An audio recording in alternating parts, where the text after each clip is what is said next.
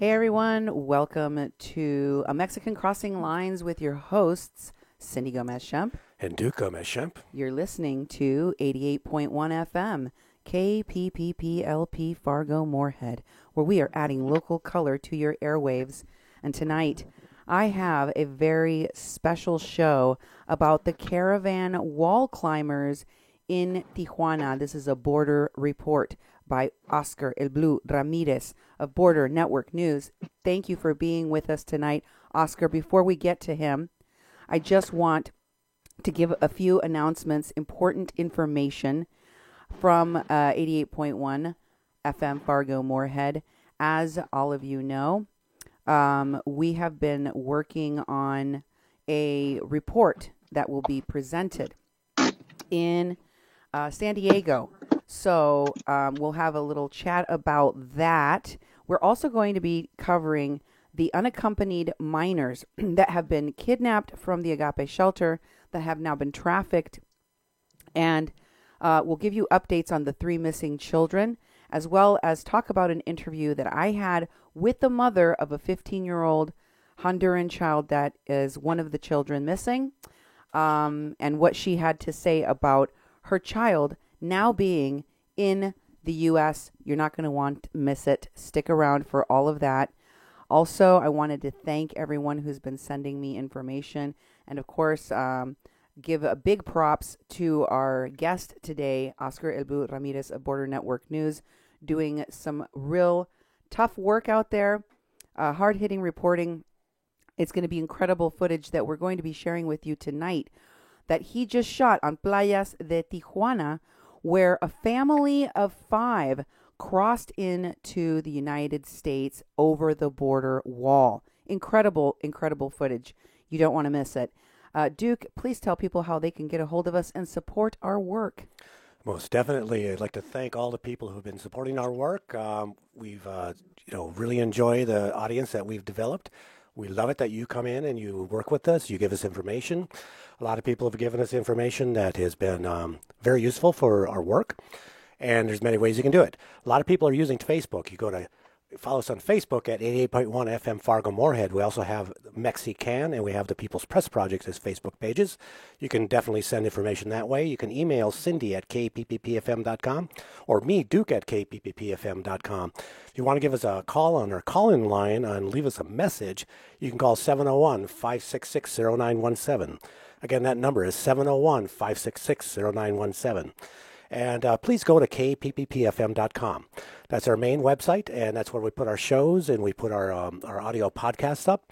And I'd like to ask you to help us out here.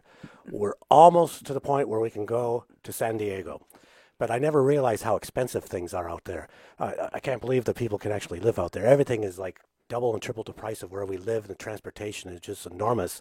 And people have donated to us. They've donated to Cindy's Travel Fund to be able to get from here, Fargo, Moorhead, North Dakota, almost to Canada, down to San Diego.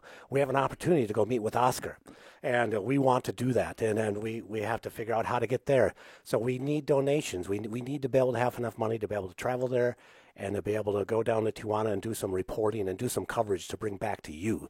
So if you go to kpppfm.com/donate, there's a trip fundraiser right at the top of that page. It's a post, and click on it. It'll give you more details of what this conference is about and how you can help fund our travel to San Diego. We would really appreciate it, and I don't want to forget to thank the people that already donated. There's been a few of you, and a few of you have just been so generous, and I want to thank you. And no one's telling me whether I can use their names or not, so I'm not going to name your names. But please, if you donate, want to hear your name on the air, and we can give you the recognition you deserve, please tell us that we can do that, because we want to thank you properly. And we very much appreciate this. We're a nonprofit organization. We're a 501c3. Your donation is tax deductible. You get a receipt. Accountability. We'll give you reports of what we're doing and how the money was used. We'd really appreciate it, and please donate. Go to kpppfm.com/donate. Now, also, just to remember that we have a YouTube channel. It's Duke 1517. Duke 1517. That's where we upload our shows after we're done doing lives, and they go on in high definition, and you can watch them on YouTube and share them out that way and comment there. So thank you in advance for your donation. We'd really appreciate it, and we really, really need it. We're only 2 weeks out, so we have to move this so we can actually get everything purchased so we can go. We would really appreciate it, and thank you. Yeah, I'm looking forward to it. Now, as we get closer to the time, I'm getting really excited because I'm going to get to meet Oscar face to face, and he's going to take me, and we're going to be doing some of the reporting that he does on his own. Oscar, welcome to the show. I can't believe what you do, man. You're amazing. Thanks for being here with us tonight. Thank you so much. Hello to all Minnesota. Hopefully it's not snowing anymore over there, Cindy. Actually, we're expecting a blizzard tonight. We will be having 3 to 6 inches of snow. We are almost cresting on our river flooding, so we're going to have extensive flooding throughout my region. It just keeps getting worse. Cindy, please. Let the sun I can't wait. That place. I cannot wait to get to Playas de Tijuana. I'm telling you. I would like to say hi to everyone. Thank you so much for having me again on your show. I would like to congratulate you and Duke. Really, you, Cindy, and Duke, you guys been doing phenomenal research work. For everybody that is watching, the two people that do most of the research in America is the most accurate information, Cindy and Duke. Phenomenal information, great effort, and contact them for donations for them to come over here for this spectacular conference that they're going to be giving, and for us to be doing the coverage over here in Tijuana. And the person that is mostly informed about every single organization in this country of the United States over there is Cindy. So please, help and contribute to this great fun that is going to happen over here. Yeah, we're gonna kill it. And I have to say, when I saw this video, I'm not going to show it right now. I want to get to our interview with you. I'm going to show it after you're gone because I know you got to go do stuff. But I want to get your commentary. It's gone viral. Over 40,000 views. I'm sure that it's going to continue to climb. But speaking of climbing, it was incredible to watch these people. It was a family of 5 people. Oscar walks up to this group of people, and you got them to let you film. You asked them. They said they were going to go.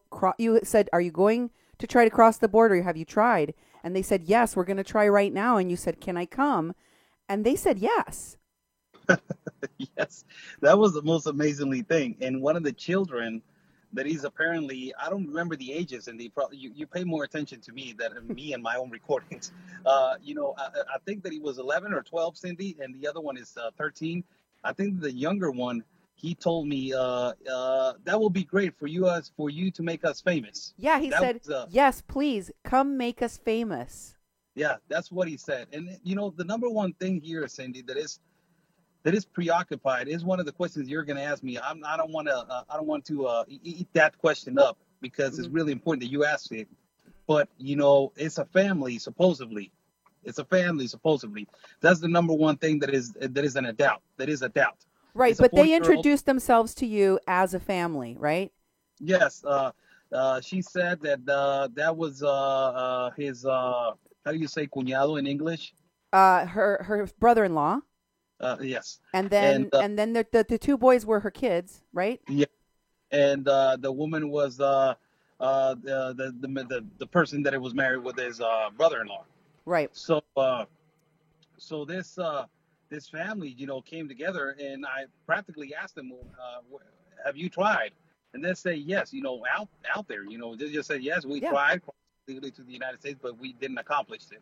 So immediately came the other thing that they said, I went away for a little bit and then I came back, and they, as they were walking towards me, they were saying, I asked them, "Where are you going?" And they say, "We're going to cross right now." I'm like, "You got to be kidding me, really?" And I said, "Can I film?" And they said yes. And the kid immediately said, it will be great for you to make us famous. The thing is, Cindy, viewers and a lot of people were saying this kind of stuff. Why didn't you do anything? Number one, I want to clear those things up, Cindy, because it's really important for my persona and for Border Network News. Right. Why don't you do anything? Why don't you tell them something? Why were you not interfering with them, trying to prevent them to cross? Where was the Mexican authority? So for all those four questions, I have a clear answer. Number one, if first of all, I want to clear up for everybody. I'm a reporter and I'm a broadcaster. Right. My job is not a police officer. I'm not a border patrol. I'm not a United States Custom. I'm not a border patrol for Mexico, and I'm not, have the authorization to prevent somebody and to detain somebody, to give them to the authorities. I'm not that. I do a coverage and I do reporting. Second of all, if I interfere in one way, it makes me an accomplice of what they're going to do. It's a federal crime. Mm-hmm. They're about to cross illegally to the United States, so I cannot be interfering with what they're doing. Third, if I give them advice of what they're supposed to do things right, what happens if they get caught in the middle and they start pointing at me that I told them something that probably they can interfere and they can misinterpret to something else. Mm-hmm. So, practically my job between that coverage is just that, Cindy, to do a coverage. So it was amazing to just go ahead behind them and record and do the coverage behind them. They went to first place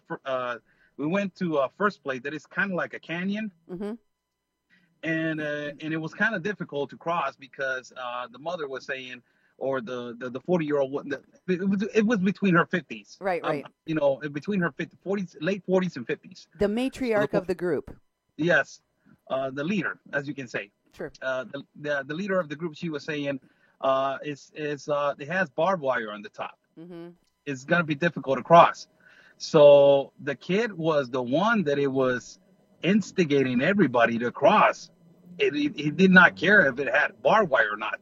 So I never seen a child give orders to a mother in that particular way. It was kind of weird to see a child between 11 and 13 years old to give orders to the mother and saying, no, we're going to go this way, we're going to go that way. So it's kind of weird. Yeah, I wanted to ask you about that because when I watched the video, first of all, I didn't have a clear sense that this was a real family. and I don't mean to question every single caravan migrant, okay? That's not what I'm doing here. We know that there are fake families that are forming. We know that they say that they're fake family, or that they're real families, so they can get out of detention faster, and so that they won't be, stuck in a detention facility or separated from their group. But there was just a weird, strange way they were communicating. The two younger boys were running around like they were looking for the place that they were going to cross, while the other people were kind of staying together, waiting for them to say, this is where we're going to go. This is what we're going to do. Like they were the leaders, and the three older people, including the matriarch, were the followers, not the leaders. And I thought, that's strange. The other thing I noticed was what you said, like these two young kids were barking orders at the older people, including the so-called mom, and it didn't feel very childlike. Like, I don't know, especially Latinos, like you're like, how are they talking like that to their parent? But you pointed out something that just blew my mind when I thought about it, because when I was watching the whole thing unfold, it was just terrifying to watch. But also, you mentioned the fact that this woman's brother-in-law went over first, not her kids. She went over next without her kids. And you said, that's really weird. Can you comment on what your perception was of this family? Because I know you didn't interfere with anything, but I want you to give your honest opinion of what you think was going on there. First of all, I don't, yes, you're absolutely right. But first of all, I don't get these things when I'm doing a coverage, Cindy. It's kind of difficult to analyze what they're doing because you're so into what is going to happen.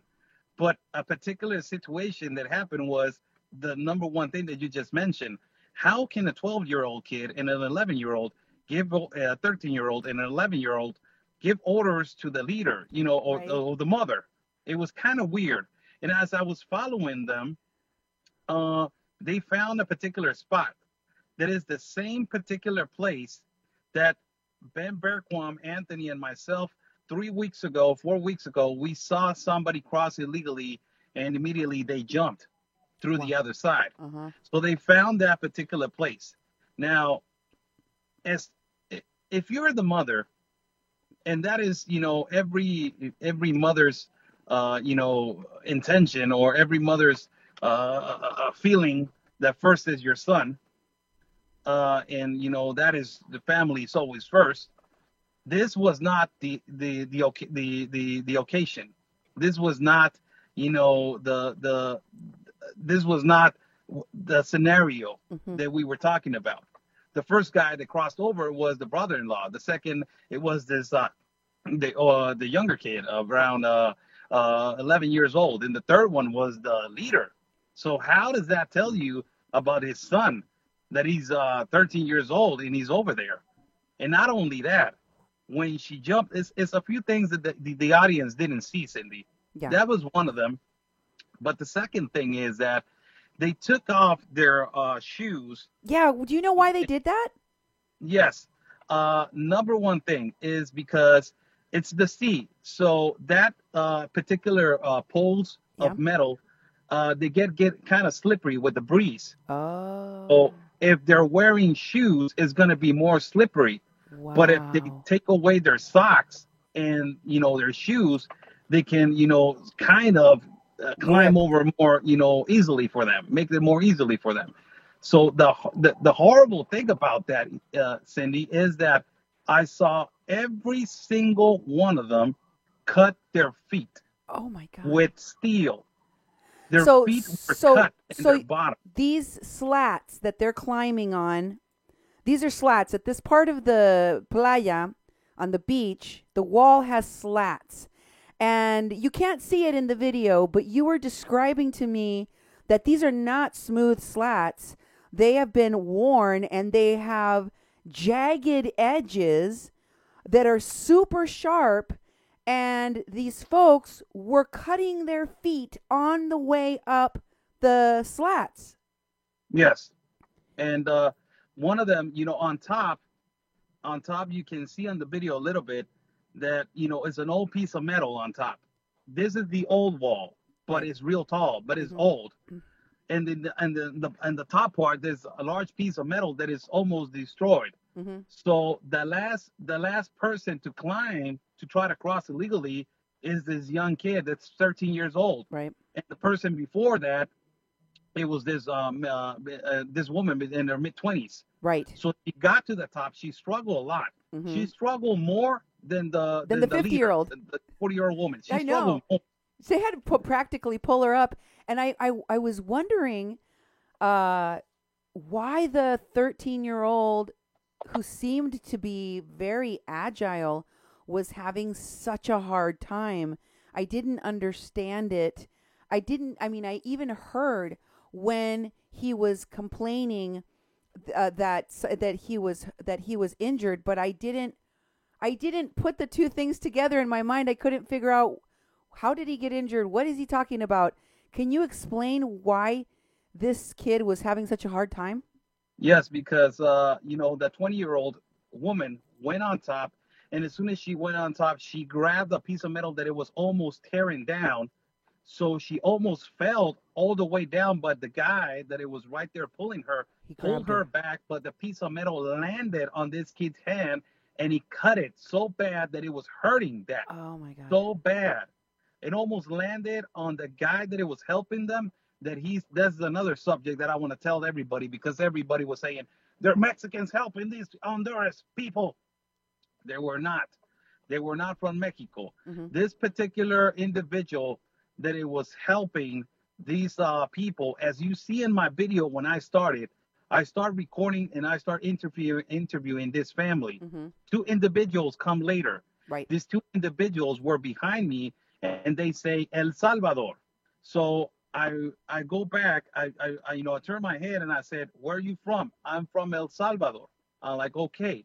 That particular individual that it was saying that it was that one that it was helping those people. So Mm, I pulled away because they were drunk. They right. were really drunk. They were drinking. So these particular individuals were the ones that they helped them to pull up so they can reach the guy in the top so they can pull them to the other side. Now the kid had a hard time to climb because his hand was hurting. These are the type of things, Cindy, I was telling you earlier, you feel sad in a way that that first of all, they're breaking the law. Right. I'm sorry, they're breaking the law. Mm-hmm. We know that they're breaking the law and they're crossing illegally to the United States. They're going to claim asylum. But you feel so sad that these children are basically risking their lives Yeah. to cross illegally to the United States. And not only that, your mother is leaving you behind. Your mother already claimed the asylum. Whatever happened, because, these are the other things that I want to clear it up. A lot of people are saying the Border Patrol officers are horrible. Mm-hmm. And this what happened with the Border Patrol officers, that's another subject that you're going to talk about. Yep. They acted in the most calm, patient, and understanding way. Mm-hmm. Because if this Border Patrol was such a bad person, he immediately would have taken the mother away and left the child behind. He waited for the child to climb and then Wow. take them all as a group. Wow. And the mother, when she already was on the other side, she was not looking behind for her child. She was talking to the Border Patrol officer and saying, "We are afraid. We are afraid." But she was not, looking back and saying, "Oh, there's my child." And another thing that a lot of you guys didn't see, she was searching at her backpack for her cell phone. She was Wow. not worried about her child trying to cross it to the United States. She was asking somebody, "Can you please give me my backpack? I got my cell phone right there." What about your child that is on the other side, that he's 12, 11 years old? So that made me think immediately, Cindy, that family is not a family, Yeah. because typical mothers don't do that. They don't do that. And that, it gave me an example of what that family basically, apparently it was a family, but, in my perception, as you analyze the whole video, Yeah. probably is not. And and when I was watching it, I was like, I noticed that these weird things about their way of relating to each other that made me think that this is not a natural, normal family. But on top of that, to imagine your child climbing this giant wall and you're not even looking back to see what is happening with your child, and they're cutting they're cutting themselves. They're bleeding, they're injured, and they could fall to their death, and you don't even turn around to see. Duke, don't you think that you saw this video, Duke? What did you think of that? Well, I was thinking also that I was saying these people just fell off the turnip truck. It's a saying we have up there. I mean, they're naive. They're Because not very intelligent. They pulled right into a very public place in the middle of the day where there's hundreds of people around, and they're going to climb the border fence right there. Mm-hmm. I thought, are they staging this thing? I mean, what is going on? Who would do that? At first they walk a couple 100 feet down the path. There's no breaches in that area. There was just a breach that they had to seal up. Mm-hmm. It's all sealed tight there. I thought, why are they trying to cross there? What are they doing? I mean, who gave them this information? Who set this up? So I was very much, scrutinizing almost everything in your video of what they were doing. And then I was even looking at the black jugs they had for their water. I said, who carries water in a black jug that gets heated by the sun? You're going to be drinking hot water. I thought, who are these people and why are they staging this right there and then climbing the fence? And I do appreciate how you interacted with the border officer when he came up and he started haranguing you and saying that, letting this 12-year-old kid risk his life. And you said to him, your job is really hard. You're really overwhelmed. And the guy lightened up, and that was, was a good human element. He said, hey, I'm on your side. I support you guys. So it was probably really nice for him to hear that. But as you said, they were very gentle. In fact, I've seen all law enforcement in this migrant caravan, all gentle people, treating people like human beings, they're not being treated like human beings. No. They're being killed and beaten up.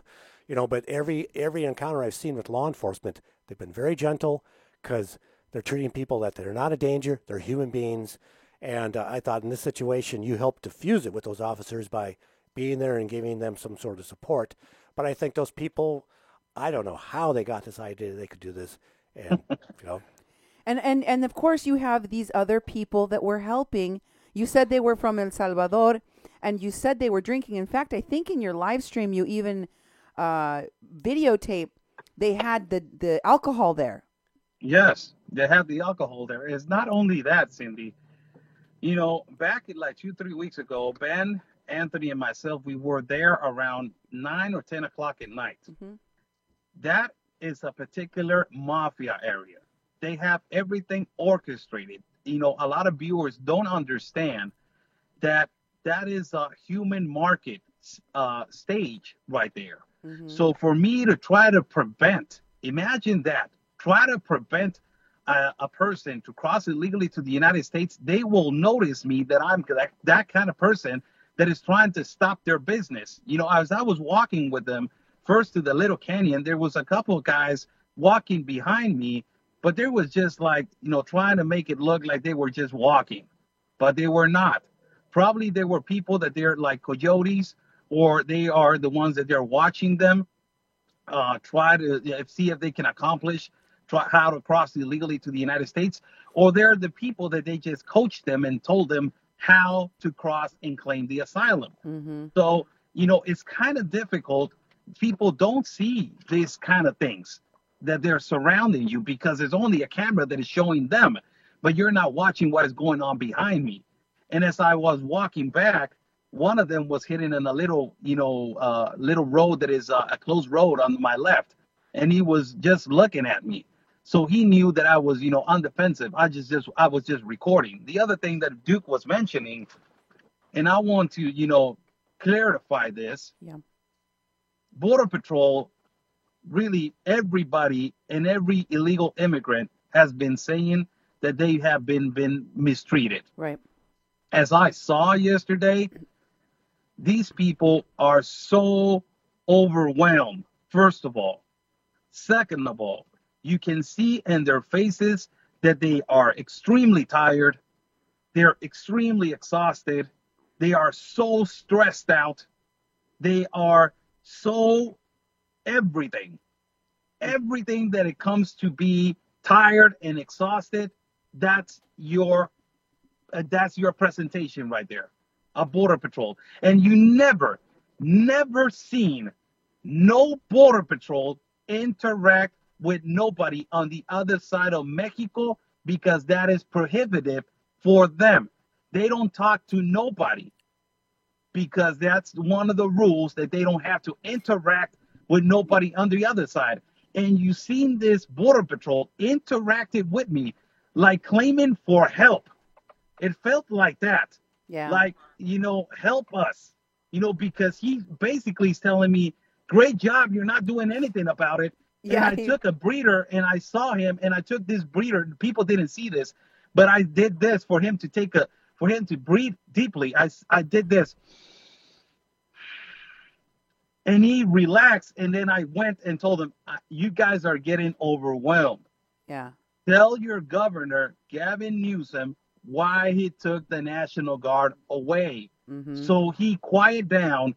But you can see on their resemblance, on their face, on everything, they're extremely tired. And it will be a mistake for me, Cindy, to be taking that as an offense. To be like, oh my God, he treated me bad and he yelled at me. Come on. There's only one person for a perimeter of 3, 4, 5, 6, 7, 8 miles. It's crazy. So crazy. Imagine this person coming back and forth. Oh, they're crossing over there. Oh my God. Oh, they're crossing over there. Oh my God. And he's the only one. This was a harmless family. A lot of people were like, pepper spray them in the face. How am I going to pepper spray an 11-year-old kid or a 12-year-old kid in the face? That's ridiculous. Not even the Border Patrol does that. That is unhuman. But if you're talking about an MS-13, a fellow between his mid-30s or mid-20s that is aggressively going at you, yes, you're going to pepper spray him, because that is protecting your own life and protecting the country of a person that is really going to be aggressive in the United States or in Mexico. So yes, you're going to do something about it, but don't ask me to pepper spray an 11-year-old kid or a 12-year-old kid. It's just not going to happen. And these people really, but the way that you see them, Cindy, oh my God, man, it was disappointing to see. And I told you this, and I'm not going to be, this is not making fun of the authority of the United States. It's preoccupying because it's my neighbor and is the only one that is standing against this new world order. It was disappointing to see the country that has the number one Marines, the number one National Guard, the number one protection for the United States Customs, the better Border Patrol. It was disappointing to see them not defeated, but tired, overwhelmed, and exhausted, and overwhelmed. Yeah, It was so disappointed. I have to say that when you responded with the statement about Gavin Newsom removing the National Guard from the border, his body language, his head dropped. His body, like he hunched over a little bit, like it was painful for him to have to acknowledge that yes, here he is finding more support, more understanding from a Mexican reporter than he is from his own governor in California, who is not supporting the border patrol and who is in fact telling everyone they don't have a problem, that the Border Patrol doesn't have a problem. And I want to ask you something, because you've lived there.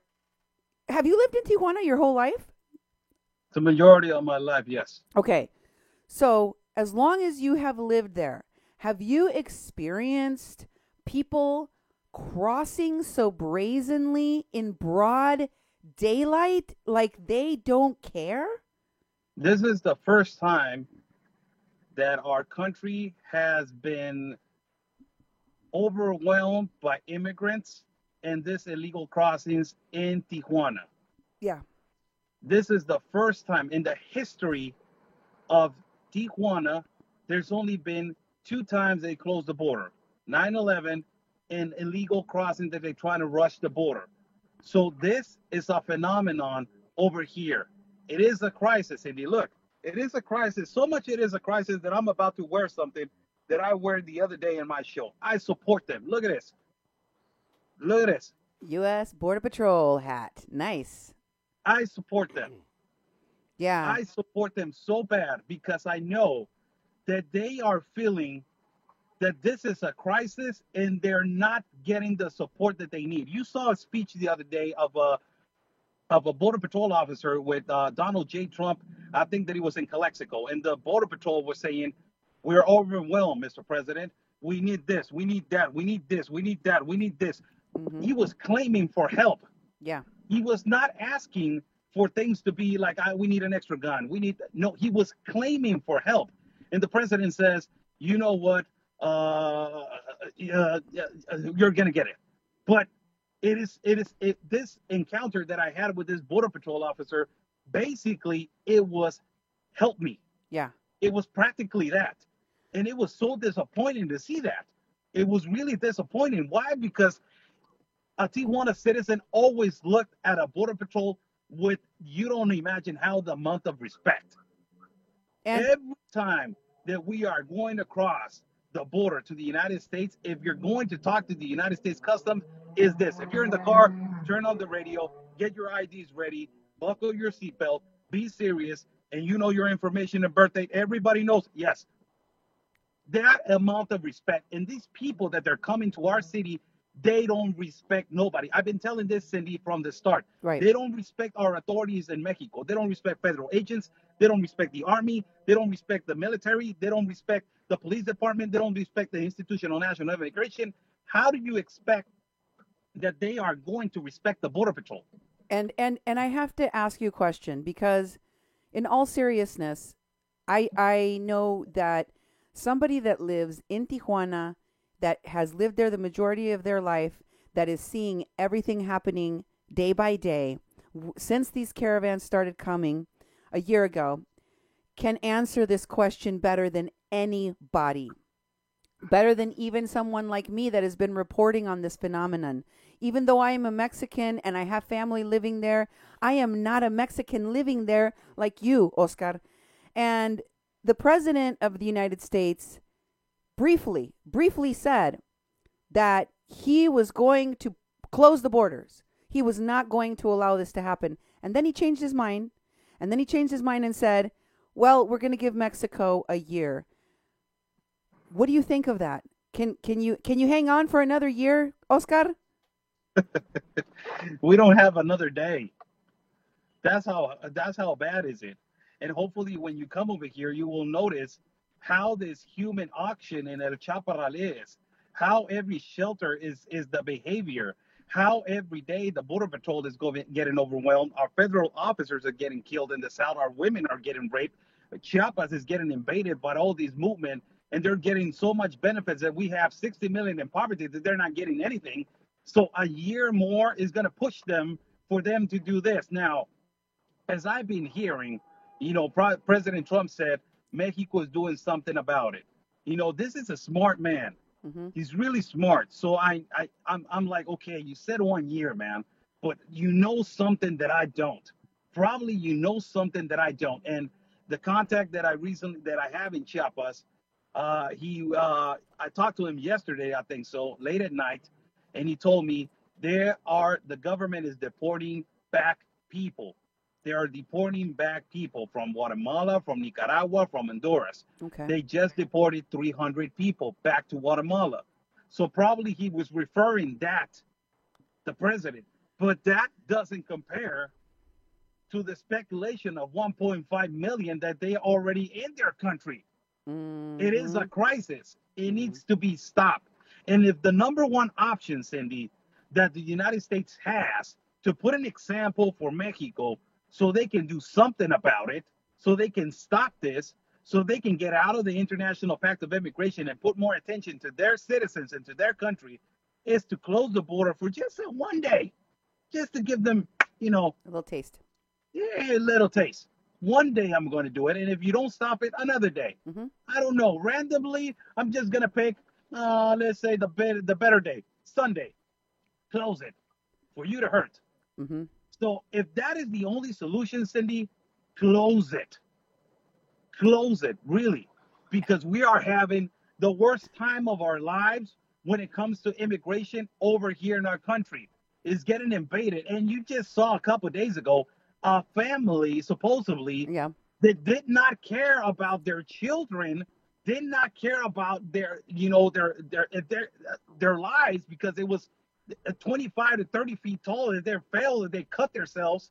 They did not care about anything. So if it is, that's why I asked, this Gavin Newsom's, this lefties, this people from the left parties and all these organizations, that they say that is not a crisis. Mm-hmm. I'm asking you right now, the video that I just showed you, isn't that a crisis right there? Yeah. It's a crisis, Indy. Mm-hmm. It is 100% a crisis. I want to run something by you, because I have sources within Mexico from AMLO's party, okay, that I've been talking to about this caravan phenomenon. And it's pretty upsetting what I'm about to tell you, but the consensus so far amongst this party, the leadership in this party, is that they don't want to do Donald Trump's dirty work. This is a quote that I got from someone. They don't want to do Donald Trump's dirty work, which means they're not going to stop the caravan migration through Mexico, and they're not going to stop people from trying to cross into the United States illegally.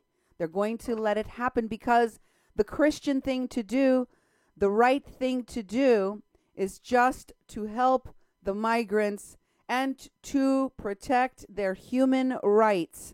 Now, I want to ask you as a Mexican, okay? Because you are a Mexican, and this came from your side of the border, that it was told to me recently, and I said, Okay, I have a question for you because as an American, I know that this flooding of migrants is going to cause two things to happen.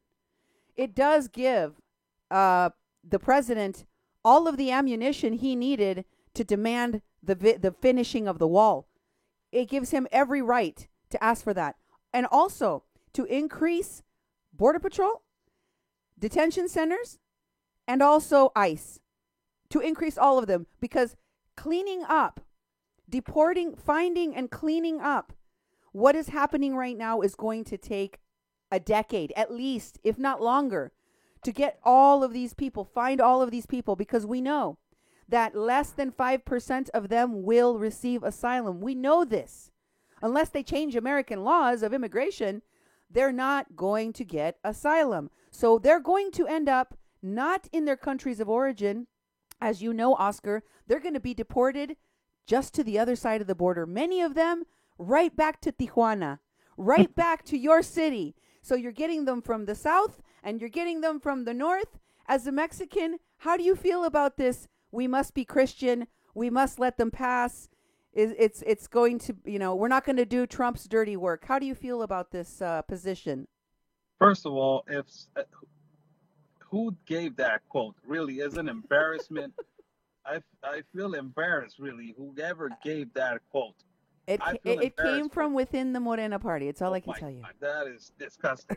Really, that is disgusting so let me get this straight. So Mexico signed the International Pact of Immigration, and the only guy that is standing for protection of his country needs to clean up for somebody else's mistakes. That's what this guy is practically saying. Wow, man. This is how, Cindy, our government in Mexico has always worked. They take advantage and they blame it on somebody else. It has always worked like that. And the number one guy that is to blame is Marcelo Ebrard.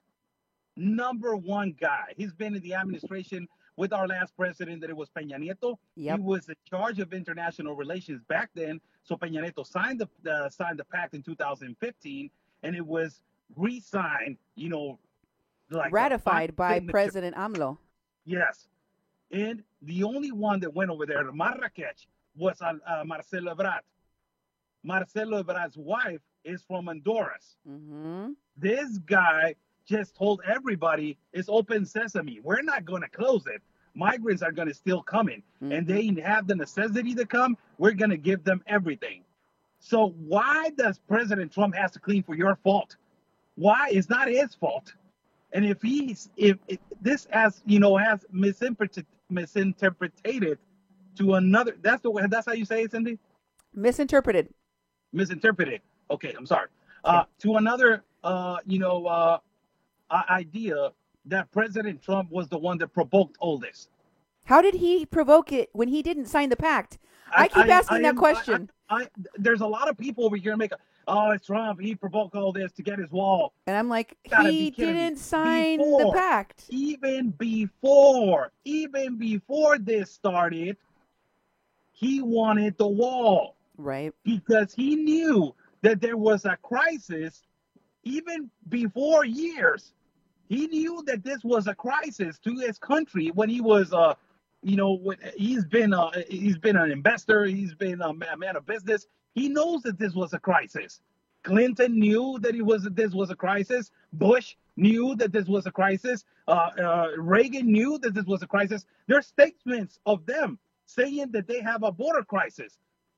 There's statements of them saying that there was a border crisis. Now, this guy comes in, and now all of a sudden they're blaming on him that he's doing all this because of the wall. Now, let's get something that is a rumor. And in Chiapas, it is a big rumor that is going on. And this source of mine is saying, is this big rumor that is going on, but we don't have nothing that is concrete. That is absolutely correct. That they're saying that this rumor is 100% accurate. Mm-hmm. But the rumor is that Marcelo Ebrard's wife, she's from Honduras, right? And they want to take out Juan Orlando out of the presidency. Dictadura, how do you say it in English? Dictator. Cindy? What? Dictator. As a dictator, they want to take him out. So guess who they want to put as president in Honduras? His wife. Yeah. So this looks really orchestrated, not by Trump. It looks orchestrated by the socialist left. It looks orchestrated by all these United Nations. It looks orchestrated by Venezuela, by all these people from Central America. It looks orchestrated by them. This is a really like a union of buddies that they get together in dinner. We're gonna do this. You're gonna be the next president, so this is the way we're gonna do it. Let everybody pass, and don't worry about it, honey. You're gonna get your turn. It looks like that. And you know what? It looks basically like that. And you know what? When they started coming in the caravan saying "Fuera Jo, fuera Jo, fuera Jo," for those of you who don't know what Jo is, that's Juan Orlando Hernandez, the dictator of Honduras.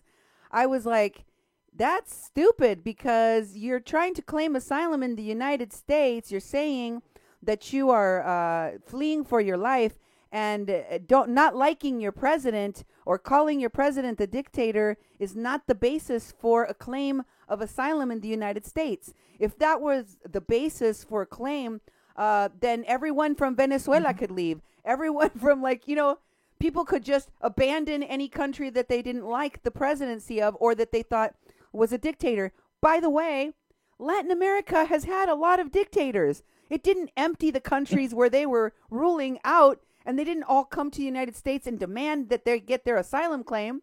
So it definitely looks orchestrated when you add to it that Marcelo Ebrard, the guy that signed the pact under Peña Nieto, which was ratified by AMLO, is married to a Honduran who has political designs on her mind. So allegedly, I want to make sure to add allegedly, but God, that makes so much sense. I also wanted to get an update from you, because this is a really horrible situation where unaccompanied minors continue to go missing. There are crimes that are happening against them. They're being trafficked, they're being kidnapped, etc.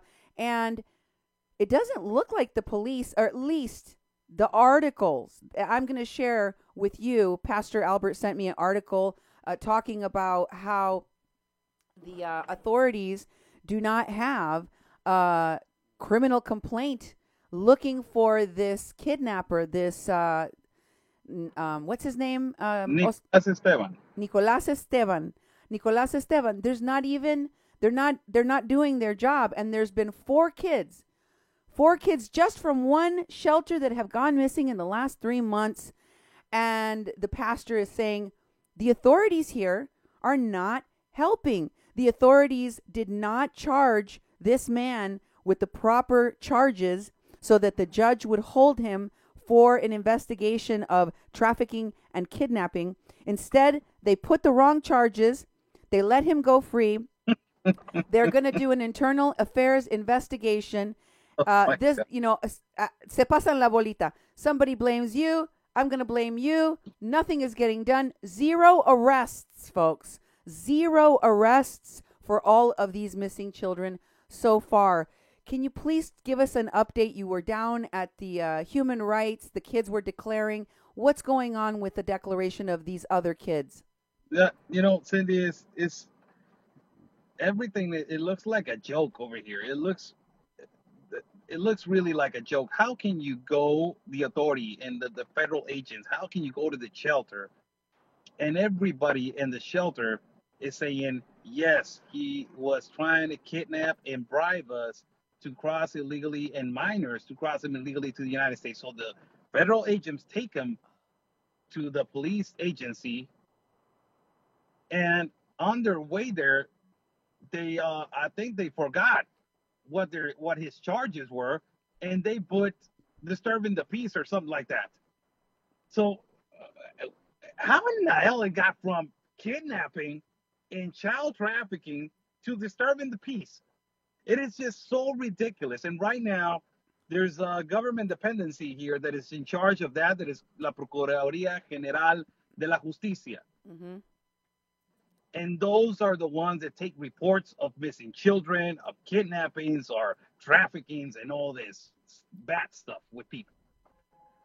They went there, and apparently is not enough evidence, Cindy. Even they took a couple people there to testify against this guy, and it was not enough to pursue. What? So it is so unbelievable how this trafficking of people, like I'm going back a little bit to a statement that it was released by a person that is ridiculously stupid. That is Olga Sanchez Cordero, the one that is in charge of immigration in the country. She was the one that it was telling everybody, open sesame, come in. Yep. We receive you. We have work. 3 months later, she opened her mouth. She opened her mouth a couple weeks ago saying, we need to stop this. There's trafficking of children, trafficking of organs, trafficking of people. There's treaties with white women. There's trafficking of drugs, trafficking of everything. We need to stop this because it's a billion business that is going on, a billion business. So she knows that there's a lot of money in there. So they need to stop it because they're not getting money. So over here, it's so much intriguing, and it's right there. Cindy, is right there. The money's right there with people. I'm telling you, it's a human auction right there at Chaparral. The money's right there. Is with humans. There is so much money that they're preferring to not go and grab this guy that has been trafficking minors, and they prefer to continue with this business. It's you put the disturbing the peace charges. That's it. Let him go. Let him go. Let him go. Wow. This is going to ruin our business. It is so ridiculous. And I interrupt you. You wanted to say something? Oh, I was just going to mention that Sebastián Nicolás Esteban, he was deported from the USA in 2012. This all is according to Pastor Rivera. He also received a humanitarian visa in Mexico, and his wife is in the USA. So you told me you thought he was probably going to be here in the United States. No, that's not a problem. That is not a possibility. I believe in myself, Cindy, that he's already over there. Really, I do. You think it's a likelihood? I do believe that he's already over there. Why? I'm gonna tell you why. This is how people work over here in the polleros and the coyotes and all the traffickers work over there. When things get heated, immediately they move. And that's not like I'm gonna stay right here and lay low. No, immediately they move from another city, or they cross illegally to the United States. They know the routes, they know the people, they know the cost, they know how later I'll pay you with somebody that I got some connection in Guatemala, and I'll bring you some people so you can arrange my payment right there. They know everything. So my beliefs is that the pastor told me he has somebody over here that he told him to tell everybody that do not bother for looking for him. He was going to cross illegally to the United States. They haven't found him. It is because, the police report is not gone through. But the number one thing is, he hasn't been around nobody. He hasn't contacted nobody. All his connections over here at the shelter, no whereabouts whatsoever. So guess where he is? Oh man. I have this feeling that he's over there. If the miners are over there, Cindy, what makes you think that this guy's not over there right now? If he knows that the police is looking for him over here and they have a warrant for his arrest. Prisons over here in Tijuana are not pretty, Cindy. They are not. Yeah. Believe me, they are not. And if he gets caught over here, he's going to do some time in Mexico, and then after that, he's going to do some time in Guatemala. Yeah. So go ahead. No, so what do you think that where he is? Yeah, I mean, when you put it all together like that, it seems pretty obvious that he's probably in the United States. I mean, no matter what happens, he's going to be better off being here. But we do have another update because you got a call. I got the same call, by the way, but I watched you doing a live stream on it. So I was like, let me listen to Oscar talk about the update on these kids, because we now know that the two girls, these are two young ladies from the Agape shelter, both unaccompanied minors. One of them, the 17-year-old, I'm going to read their names. The 17-year-old, Rosy Garcia Serrano, has a baby, a 1.5-year-old baby named Giancarlos Garcia Serrano. This is the baby that I showed in the video. Here's a picture of both of these young ladies on the screen right now. This is Rosy Garcia Serrano is the one holding the baby. The baby's name is Giancarlos Garcia Serrano. And the other girl is 15-year-old Jennifer Gabriela Garcia Gonzalez. She is born on the 27th of December 2003. I spoke to her mother today. I will be bringing you that interview later. And I was also told that these two girls, as were you, Oscar, are now in the United States. They are now in the United States. Do you want to give people an update on that, Oscar, please? You know, the one that has the information of tracking people is you. The number one person for tracking people. My God, Cindy, you got an ability, really. Really, you're awesome with that. But as of right now, as you were watching, a lot of people were watching on my live feed. I was right here at the State Human Rights in Tijuana, Baja California. I was with the pastor. The pastor came over here because I believe that what they want to do is do a report and testify in human rights, so human rights can move to the police department so it can, pursue the warrant for the arrest of Nicolas Esteban. But there's more minors that he has in there, right? And there's more minors that he brought to the human rights right here at the state human rights. So this minors are going to testify right now against Nicolas Esteban. Now, he told me that he received a call by an organization that we're not going to say, and they told him that two of them are already in custody in Otay Mesa. Now, what it was amazing, what was you just told me. Yeah. This that mother was amazing. I was like, what the hell? Yeah. First of all, how in the hell she got all the way up there? Yeah. What you mean by that is that I spoke to the mother of the 15-year-old, and she told me she knows that her daughter is at a detention facility in New York. And I was like, oh, when did they move her to New York? And she said, move her? I don't know. I have no knowledge of that. Wow. And I said, how did she cross into the United States? Because she told me she talks to her daughter all the time. When she was in Mexico, she talked to her all the time. When she was in the caravan going through Mexico, she talked to her all the time. And since she has been in the United States, she has been in contact with her mom as well. In fact, her mother has known that she has been in the United States for almost a week now. So I asked her, how did it happen? How did she cross into the United States? And the mother said to me, I don't know any of that. I have no knowledge of any of that part. So she has no idea how her daughter got to New York, but she does have an aunt. Jennifer is the name of the girl, has an aunt that lives in New Jersey, and her mother is trying to connect the two of them so that the aunt can get this this girl so I know what happened now. Okay. I know what happened now. I know what happened. If that is the case, there's only two options, Cindy.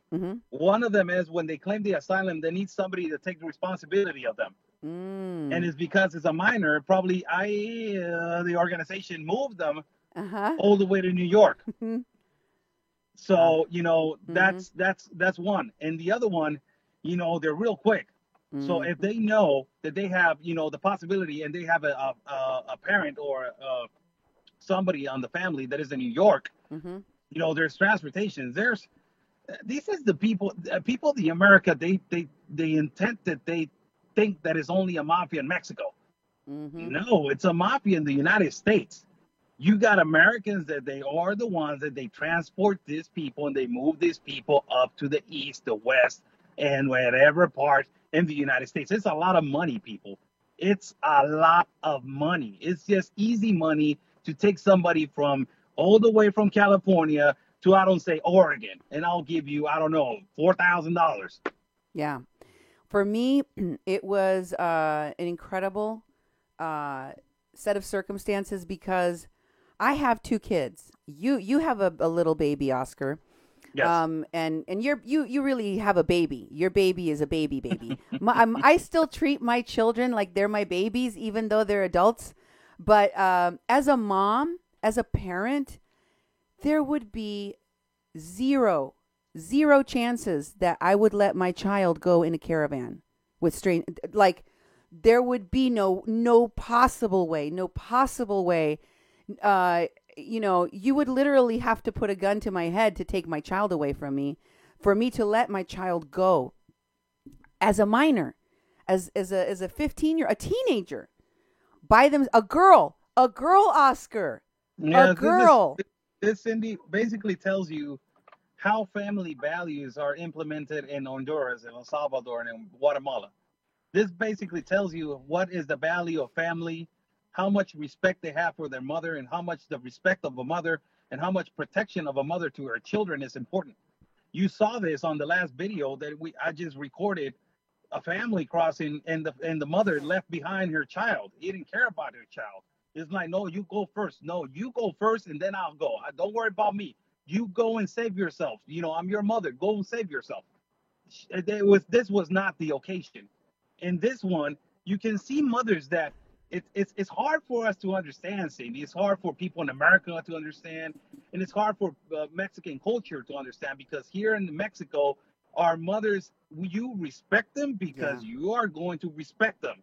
And, our culture is pretty much, our family is always first. Our family, is really important for us. Mm-hmm. And it's really hard to accustom us to all this phenomenon of people that they're coming in the mixture of cultures and their mixture of understanding what are they going through and how they don't care about their children is really amazing. I mean, yes. I know that when you were watching that video, because you've talked about it with me before, as a Mexican, you're traumatized.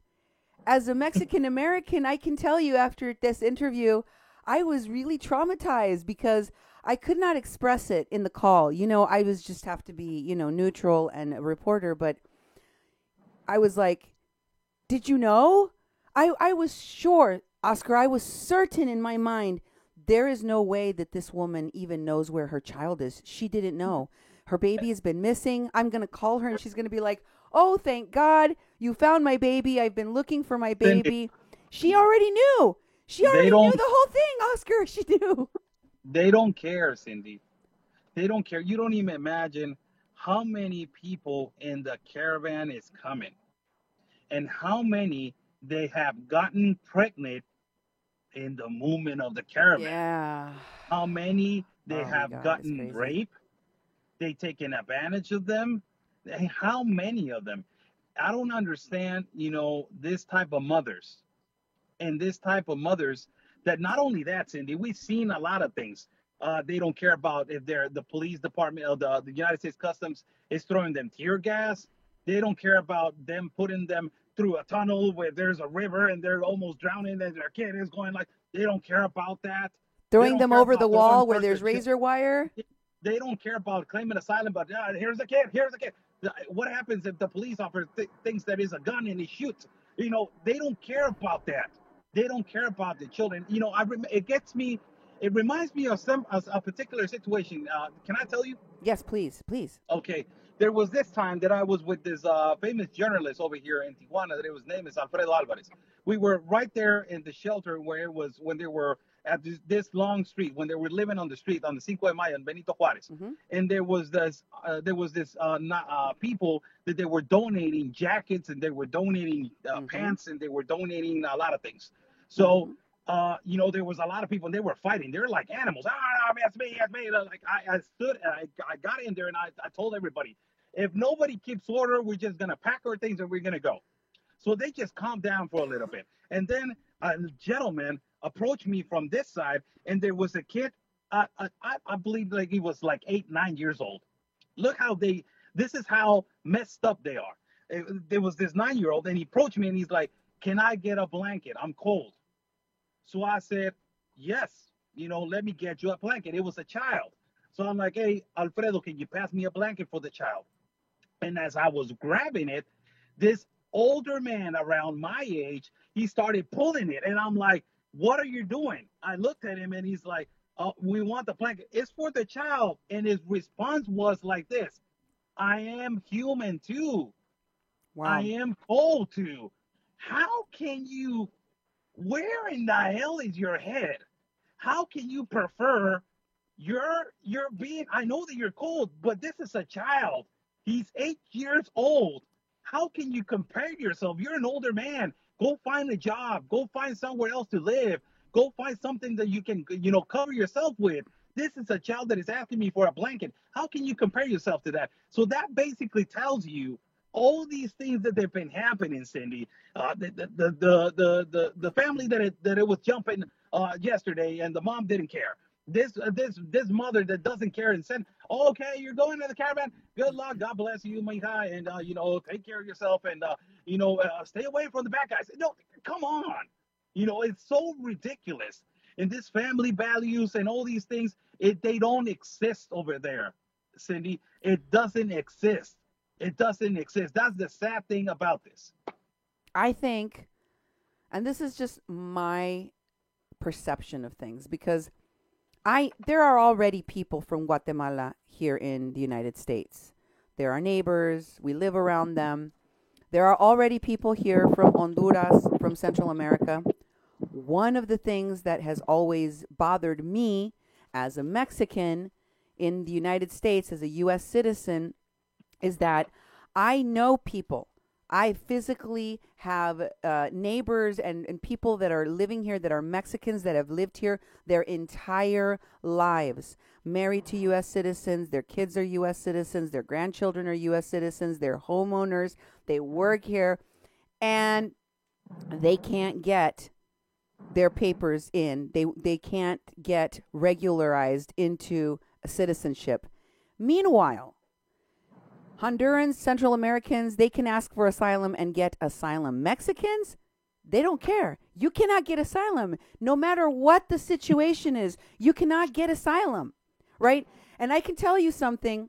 I know that Hondurans, Central Americans, they love their mothers. They go to church. They believe in God. They're hardworking people. But the group of people organized in these caravans, there's a lot of people that don't act normal. They don't act like migrants seeking asylum. They don't act like people that respect authority. They don't act like people that respect God or laws or family values. They just don't. They show so many signs of abnormal behavior in Mexico, throwing parties for days, using drugs out in public, practically having sex out in public, attacking the police openly, like crazy things Mexicans and Mexico have never experienced. We know that something is not normal about the groups of people that are coming. And I'm not saying every single one of them is like that. I want to be clear. I'm not generalizing everybody's, all the Hondurans, all Central Americans are. No. But the people in this caravan, there has been plenty, too many examples of abnormal behavior with all of these unaccompanied minors. And boy, that number seems to be growing, Oscar. This number of unaccompanied minors in the caravans is growing. I believe that there is a movement to bring all of these unaccompanied minors into the United States. That is the ultimate goal. And I know that Jeff Merkley, Senator Merkley, who went to the Agape shelter, who talked to these two girls, the same two girls that a few days later ended up getting kidnapped by the coyote and disappeared and are now in the United States. You think that's a coincidence, Oscar? Is Senator Jeff Merkley the genie in the lamp? You rub him and you get 3 wishes. You tell him one day, I really, really want to go to the United States. I'm an unaccompanied minor, and there's really no legal way for me to do that. And then a little while later, you're in the United States seeking asylum? How convenient. That is that is kind of weird, don't you think? That Jeff Merkley came here, I don't know exactly the time, 3 weeks ago, I think so. It was kind of like that. That's around the time. And this particular minor, she was the one that talked to Jeff Merkley. And there was another one that talked to him. And now the one that doesn't have a child, she's not here anymore. And it's weird. It's weird. This is it's so much, Cindy. Really is so much. Yeah. We are getting overwhelmed on every situation. They're bombarding us from every single space. They're trafficking a lot of children. A lot of children. And I don't know, but I wish I knew if they're selling them in Guatemala or El Salvador. That I heard a couple cases that those are speculations, Cindy. Well, Oscar, let me tell you that my friend Tori Says over at Tori Maras at Tori Says, the radio show on Red State Radio I talked to you about. By the way, folks, I'm going to be on Tori's show tomorrow. You will not want to miss that. And Oscar, I was asked by Tori to invite you to come on the show with me tomorrow if you're interested. If you want to do that. I don't want to. No, she that really. That would be an honor, Cindy. That will be an honor. Whatever it is to help America and to expose all this, to Miss Tori. Thank you so much. Thank you so much. It will be an honor. She just did an article on the firing of Kirstjen Nielsen. She told me before Kirstjen Nielsen was fired. She knew about it, and she told me that one of the reasons, not the only reason, but one of the reasons that her sources told her that she was fired was because she knows about these kids being brought in, these unaccompanied minors being brought into the United States. She knew about it, and she wasn't doing anything to stop it. And let me tell you that she wrote an article exposing all of this and the reporting that we've been doing about the children from the Agape shelter. I think you'd be very welcome in this mix in the conversation because she has a lot of information that will blow your mind. But that's for tomorrow. I just want to tell you that there is a business of adopting children, the refugee resettlement program. So now So this words, Cindy, it sounds pretty familiar. It was not a marriage, it was a ceremony. We are organizing their thoughts. We are volunteering. And now they call it adopting. Oh, look at these people, man. Look how their vocabulary is so refreshing. Yeah. You fake a marriage and you call it a ceremony. And all these language that he uses, it's ridiculous. When I first thought about, how many children will be permanently separated, not only from their parents or their family members, if they happen to be orphans, but also from their culture, it made me very sad. But, after talking to this mom today, she told me repeatedly in Honduras that she was happy and that her daughter kept telling her, don't worry about me, Mom. I'm fine. I'm really happy here. This is what I wanted. So I guess out of sight, out of mind, the mom is fine. I literally would die. If one of my children was missing, I would be like, I would not be able to even get up every day. I would not know how to survive. But she's fine. She's fine. Cindy, that kind of statement is the one that gets out in the world of Honduras and Guatemala and El Salvador. There's There's consequences because of those statements. There's consequences because of what? The neighbor goes and you heard about Rosie. Where is she? She's in New York. She's doing great. Oh, you know what? Hey, Maria, you're 14. You should go too. And those kind of statements they intend to rub off some other minors over there. That's another movement, Cindy. Wow. That people go over there and miscommunicate everything and misinform everybody, and everybody thinks that is a rainbow full of flowers, and they come over here and they don't even know if they're going to get trafficked, raped, violated, or sold. They don't even know that. So, that kind of information has a lot of consequence, Cindy. And those are the consequence that because of what they're saying, and I've seen a lot of this, people that they have been over here in Tijuana, they move back, and suddenly you see them over here again. And you're like, what the hell just happened to you? But you see them again with a bunch of people now. And there's like people, it's real easy, man. They're giving us everything. They're giving us medical. They're giving us food. There's a lot of donations. The shelters take care of you. You get to Tijuana, there's, prostitution is legal, man. So just freebies for everybody. And then when you're tired, just cross to the United States and you're going to get everything. So, it's because of that information, Cindy, that it tends to rub off on every single person that they saying that is easy. Well, these loopholes that the United States has are the ones that they are basically open up for everyone to come. I want to make it very clear for people that are in the caravan, that are organizing the caravan, that are helping give this misinformation to people in the caravan, that this is not easy, and what you've been told about how easy things are is a lie. It is a complete fabrication, because let me tell you something, Oscar.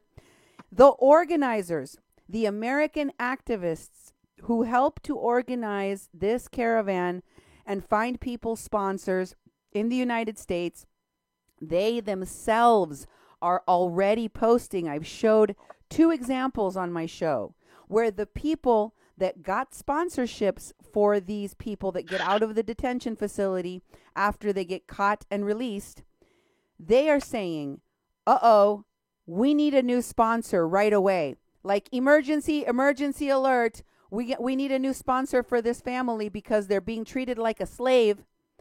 2 times, Oscar. And these are adults. These are not children.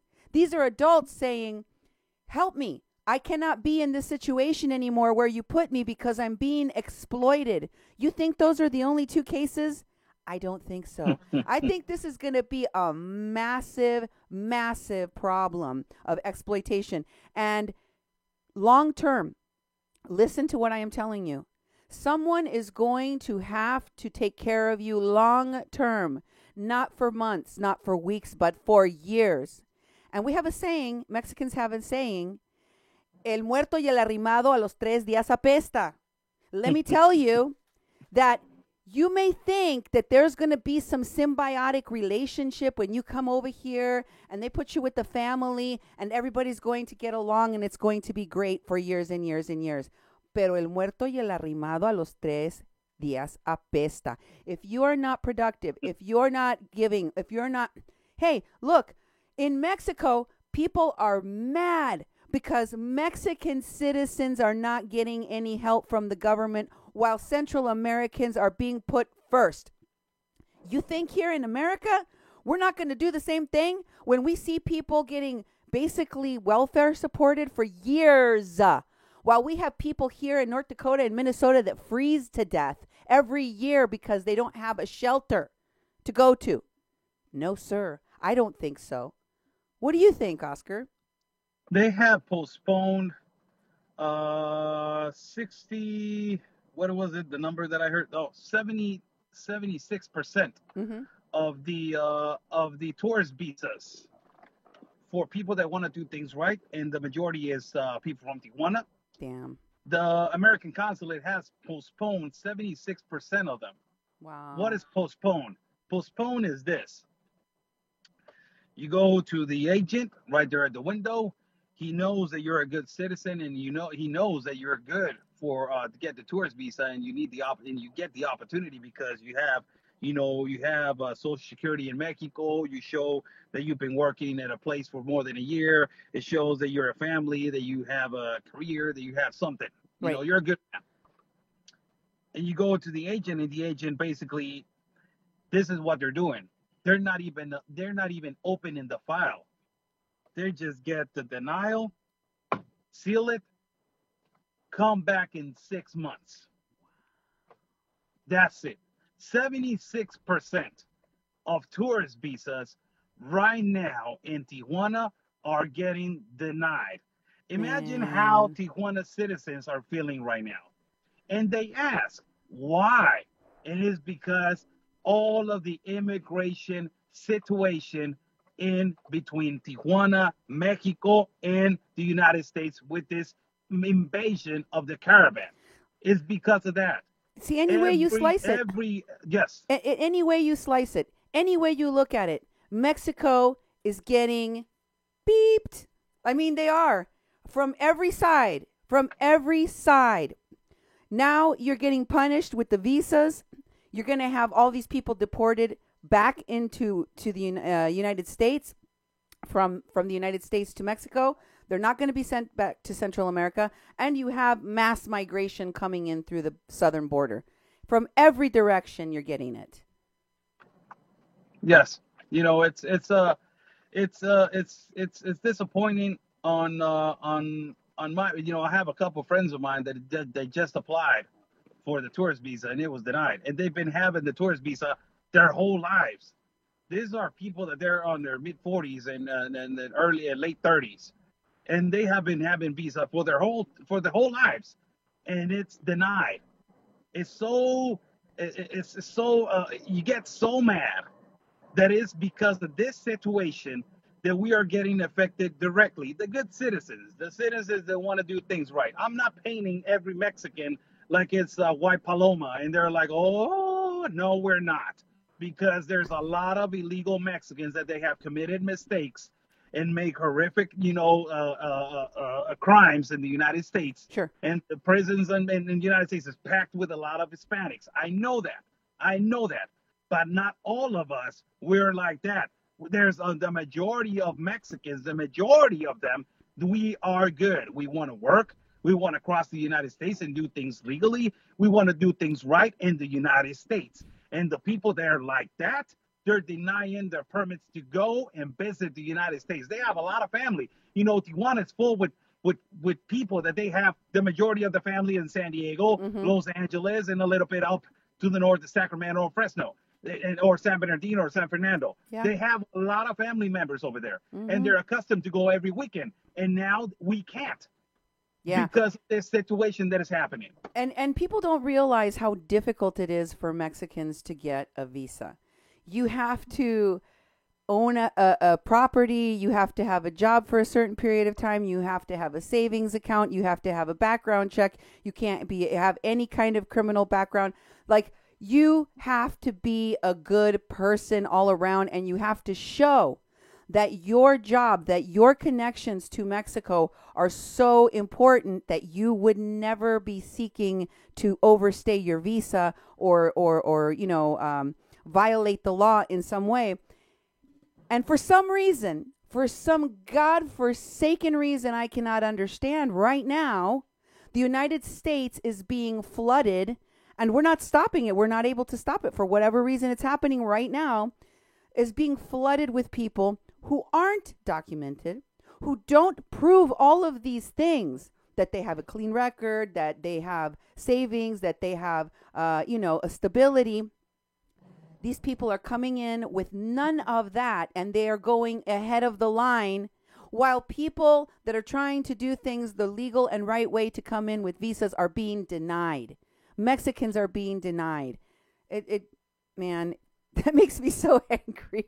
It's so That is infuriating. frustrating. Really, it is. It's when you are on this side, and if I could go and do a live stream in the American consulate, I can go there and stop right there in the stop sign and be, recording everybody's face and asking them, they gave you the visa, and they're gonna tell you no. No. Right now it's full with no's. Nobody's getting it. There's no visas, tourist visas, permits. There's nothing. Even to go to Disneyland is a long line.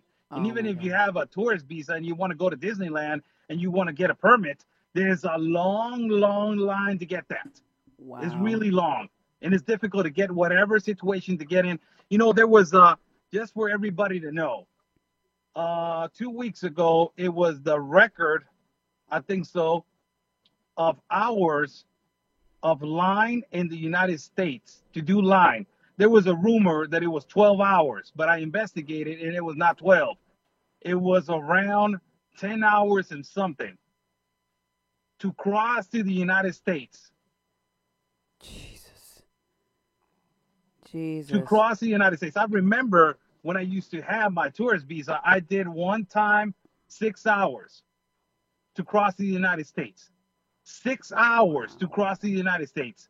And right now, things are really tightening Mm-hmm. because of this. It's so stressful, Cindy, to be on the borderline and to have the chopper one, and one or two or three times you're okay with it. You're like, oh my god, and even you tell your kid, look at the chopper, that's the Navy chopper, it's big. Oh my god, Dad, yeah, it's that. But to see it every day and day and day and day, why are we getting harassed with this? And Because it's of the caravan. because of the government of Mexico. They institute the international pact. If that thing wouldn't exist, Cindy, everything will be, different. The government of the United States will be concentrated only of the immigration of Hispanics, and that will be it.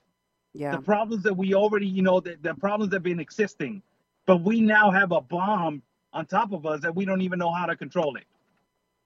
Man, that is crazy. That is so that's a lot of detail. I didn't even I mean, I suppose that part of me suspected that Mexico and Mexicans in particular were paying in more than one way for these caravans because there's so many different ways in which Mexico is going to pay a very heavy, heavy price.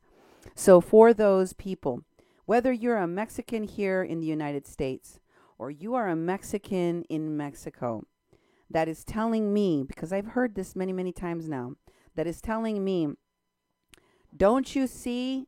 Trump did all of this. Trump is the one that created this situation. And in Mexico, Mexicans aren't going to help Trump. He doesn't even like us. Mexico's president shouldn't stop the caravans. Well, if you have any sense of self-preservation as a Mexican living in there, or if you live here and you care about the people in Mexico, then you wouldn't say that. You cannot care about Mexico and wish this economic disaster on that country. I don't wish it on the United States. I'm afraid for what's going to happen for the United States with all of these people coming in that we don't know what their background is, whether or not they're safe or not. But I am less concerned for the United States because we can deport 500,000 people a year. We've done it before. I'm sure we can do it again. But Mexico? I don't know what's going to happen to you. I don't know what's going to happen, Oscar, but it doesn't look good from here. No, I am. I'm getting prepared for that. Really, I am. Mm-hmm. We had this talk, with my partner Anthony. We had this long talk about that, and he, intends to worry, and family. Now my family is because of what I'm doing. They're opening their eyes and they're getting worried. It's because it's basically an invasion. You see it now, Mm-hmm. a lot of it in the city. You see them, walking around and doing certain stuff that they're not supposed to be doing, and doing criminal activity. Not all of them, Of but course. some of them doing criminal activity. And this is going to get worse because we have 6 years of this president that he wants that. He loves that. And he intends to rule the whole Central America. He wants to be the Simon Bolivar of center of the whole continent. So it makes me think about what am I supposed to do, for the security of my family, for the security of my son, for the security of my mother and my father and my brother and my sister. My brother is a U.S. citizen, so he's all right. but for the security of my family and all these people, it gets to you. Mm-hmm. And right now it puts you. If I had a bad position because our economy is real bad, Mm-hmm. our insecurity is real bad, Mm-hmm. our government has always been corrupt, and they don't respect the nor respect the people of el pueblo. They Mm-hmm. don't respect that. We don't have a leader. We don't have a leader that is for the poor people, for the people, to protect our citizens. We don't have that. Mm-hmm. So we have all these negativity, and on top of that, you know, put all these immigrants in there, and put all this insecurity and put this invasion in there, Mm-hmm. and it puts you in the corner that you don't even know what to do anymore. Really, you don't. The only thing is, I'm not going to claim asylum. I'm not going to do that. I'm a man. I'm going to support my country. I'm going to defend my city. I'm going to defend it because I want a better future for my son, for my family. I'm going to defend it because I want my son to remember me as a guy that used to love his country, love his city, and defended his rights and defended his own people. I'm not going anywhere. I'm going to stay here and defend it. That is my obligation now. As Mm-hmm. I started this, I now obtained that obligation to defend my family and defend my city and my country. I'm not going to be like a lot of these men that they're coming from Honduras, that they're well men, well dressed, and they're cowards. And they're coming over here and they're bringing their politics and violating our constitution, because if you bringing your politics over here into our country is violating our constitution, and coming over here and being a coward and not and defending your country and another country. Why don't you go to your country and defend your country? So that's, it completely puts me in a corner, Cindy. But I know there's always a door. There's always a door, Cindy. And that door is, I know that it's going to get hard to get to that door, but we are going to make it. We're going to fight for what is right, Cindy. We're going to get this International Pact of Immigration out in our country one day. One day. It's not going to be in my lifetime, Cindy. I know that. But one day our country, this is a start. This is a start for our country to become a first-class world country one day. And I have to tell you, with Mexicans like you, I have some hope. I have hope because I listen. I am a very, very proud Mexican American. My father was born in Mexico City. My mother is from San Luis Potosí, and my parents are both very proud of their heritage. They raised me to be very proud of my heritage.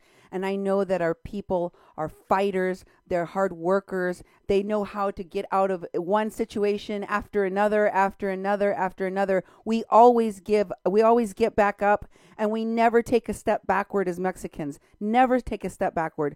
So I know that our country and both of our countries are going to come out of this, hopefully sooner than later. But it is heartwarming for me. It is hopeful to hear you talk like that about what we can expect for the future of Mexico. Thanks for fighting that fight on behalf of the Mexicans wherever they may be in the world. I know you're going to have to pick up your son soon. So in closing, is there anything important that you're going to be reporting on with regard to the unaccompanied minors or to what's going on at the border that you want my audience to be aware of? As I was right now at the state human rights, the pastor, I think that it's going to take a little while for him to get out. Mm-hmm. He had like around 6 people that they wanted to testify against Nicolas Esteban. So I will be pending on that information for everybody else. Follow Border Network News, follow Conservative Anthony and my partner. Follow, of course, Cindy and Duke. Support Cindy and Duke on this travesty that they're coming over here to San Diego. Hopefully they will come, and I will show them Tijuana. Support them, people. Contribute, donate for them to come over here. And I will be closing. I'm banned from Facebook. Oh, again, damn it! I'm laughing because it's just like I don't know if I should be asking for soups like they do in the federals. I'm been jailed all the damn time. Oh, So, man. I'm banned from Facebook. I will be back. For the American public, I will be back on Saturday. That they're sending me a lot of friend requests to the Oscar Blue Ramirez Facebook. That is just a normal Facebook, people. I was not using it. It was just for a backup. So the public figure page is Oscar El Blue. That one I will be up and running on Saturday. Abusados is going to disappear, and the reason why it's going to disappear, I have a great relationship with with Moro. That is, my ex-partner. He's moving on to some other things. He's more involved in socials and and broadcasting on a particular radio, and he's really involved in his personal life with this other work that he has. So he doesn't give him that much time to do Abusados. So we took the decision of leaving Abusados for 2 months to tell everybody, all the people, that there's going to be a new page. It's going to be up and running for the Mexican public, as if for tomorrow probably is going to be called Tierra y Libertad with locutor Oscar El Blue. That is going to be called. It's a phrase by my idol Emiliano Zapata, and that is going to be called the new page, the new broadcast for the Mexican public is going to be called Tierra y Libertad with Oscar El Blue. Is going to be up and running for tomorrow. It's going to be another public figure page for the Mexican public. We're going to have Oscar El Blue and this one, and of course, Border Network News. So thank you so much, Cindy. But also, so nice. Also, you have a YouTube channel. Welcome to YouTube. Yes. Welcome to YouTube. I love you on YouTube. I can see you on the big screen on my big TV when you go on YouTube. How can people find you there? Oscar El Blue. Oscar El Blue. Find me there as Oscar El Blue. And also, I have Twitter now. All these, I'm getting overwhelmed with social media now.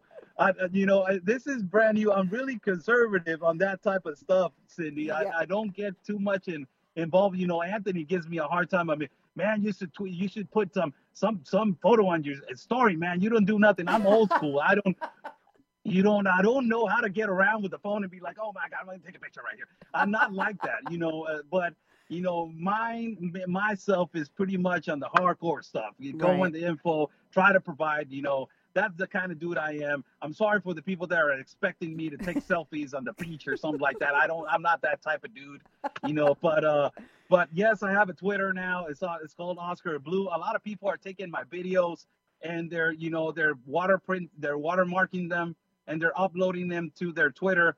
I give them a word of advice to those people. Just, if you can say my name, because it's my work, it's hard work that I put in there. Whenever you want to tweet and whenever you want to put up my video on YouTube or Twitter, tag me or something, say my name or say the company, Border Network News. That's the only thing that I'm asking, please. Because otherwise it's going to be looking like you're stealing somebody else's work. Mm-hmm. So, don't put it like that. Just, tag me or put the watermark. And that I will actually not say anything about it. I will not complain about anything about it. So, you can find me, lastly, Cindy, for me to say goodbye, you can find me at Facebook on Saturday as Oscar Blue for the American public. For the Mexican public, it's going to be another page that is called Tierra y Libertad with Oscar Blue, at Twitter with Oscar Blue, YouTube with Oscar Blue, and Instagram too. Don't find me at my house. Now we have all of the places where you can find Oscar El Blue Ramirez. I had it with the stalkers, Cindy. Oh my gosh. This organizations, man, they are pretty funny. But welcome all the people that hate on me. God bless you. God bless you. One day all that hate will go out. God bless you, man. God bless you, and God will protect you, and God will put some illumination one day in your heart that you would understand, what am I fighting for? One day your brain is, and you will know.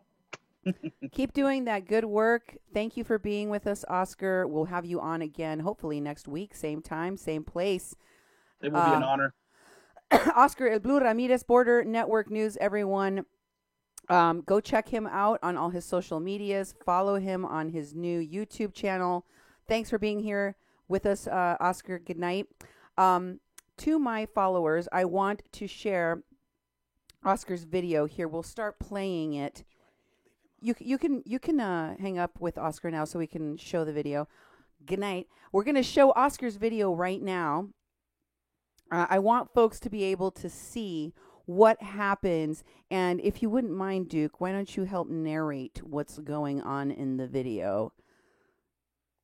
Pretty simple stuff here. You're just going to, because the people that are listening on the radio need to have a visual, yes. Some kind of visual. And So there's some Spanish in here, but I can just tell you what's going on.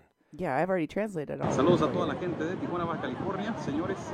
That's Oscar. Esta es una familia de 5, 2 niños. Two children, five people total, 3 adults there. And the family's walking on the sand at the beach in Tijuana, the iconic playa where they have the slat wall. And they're walking, and he's following him. He's talked to him already. He's already talked to him to ask permission, or actually ask him what's going on. What are they doing? And they told him that they were planning on crossing that day. And, they didn't.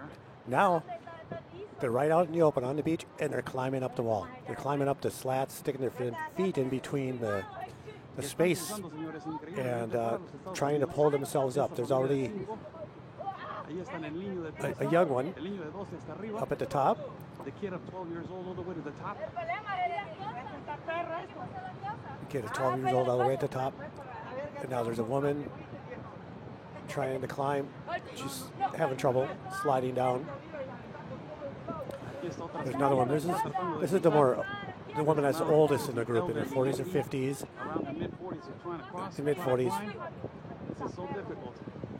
She's having a real hard time. You need that upper body strength to pull yourself up. We got the first 2 on the top. But there's 2 up at the top already, and there's... Oscar's doing a good job, too, of adding some commentary in there in English. Nice.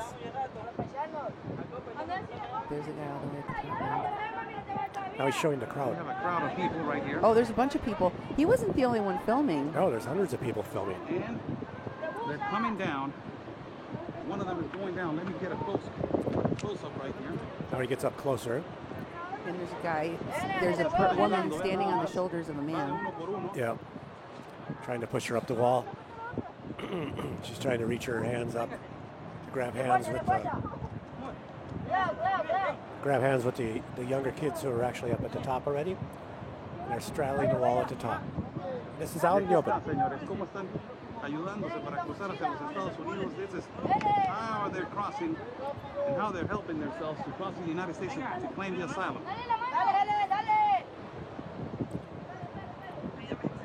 Now they're grabbing her hands and they're pulling her up. You see a gentleman in his mid-20s, this young lady in her mid-20s. They're pulling up this young woman of her mid-20s. And she's all the way to the top now. She made it all the way up there. The first one is already in the United States. Here's the first one. Aquí está la primera en los Estados Unidos. Es la señorita en sus... Es la que tiene los 40 años. A la mitad de los 40 años, esta señorita, esta señora ya. Entre los 40 y 50 años ya está del otro lado de los Estados Unidos. You know, the younger ones. Going right now. He's climbing up. You have the young lady on the top. You have the young kid of 11, 12 years old. And right here, there's the Border Patrol right here. So right now, The Border Patrol showed up. He walked right up. she is taking her in custody.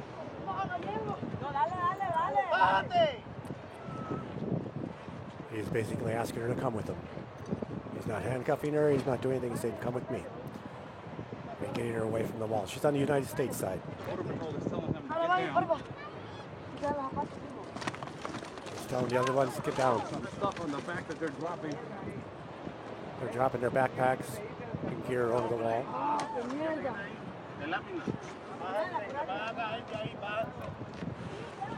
And almost all of them are over. Telling them to get down. Telling them to get down.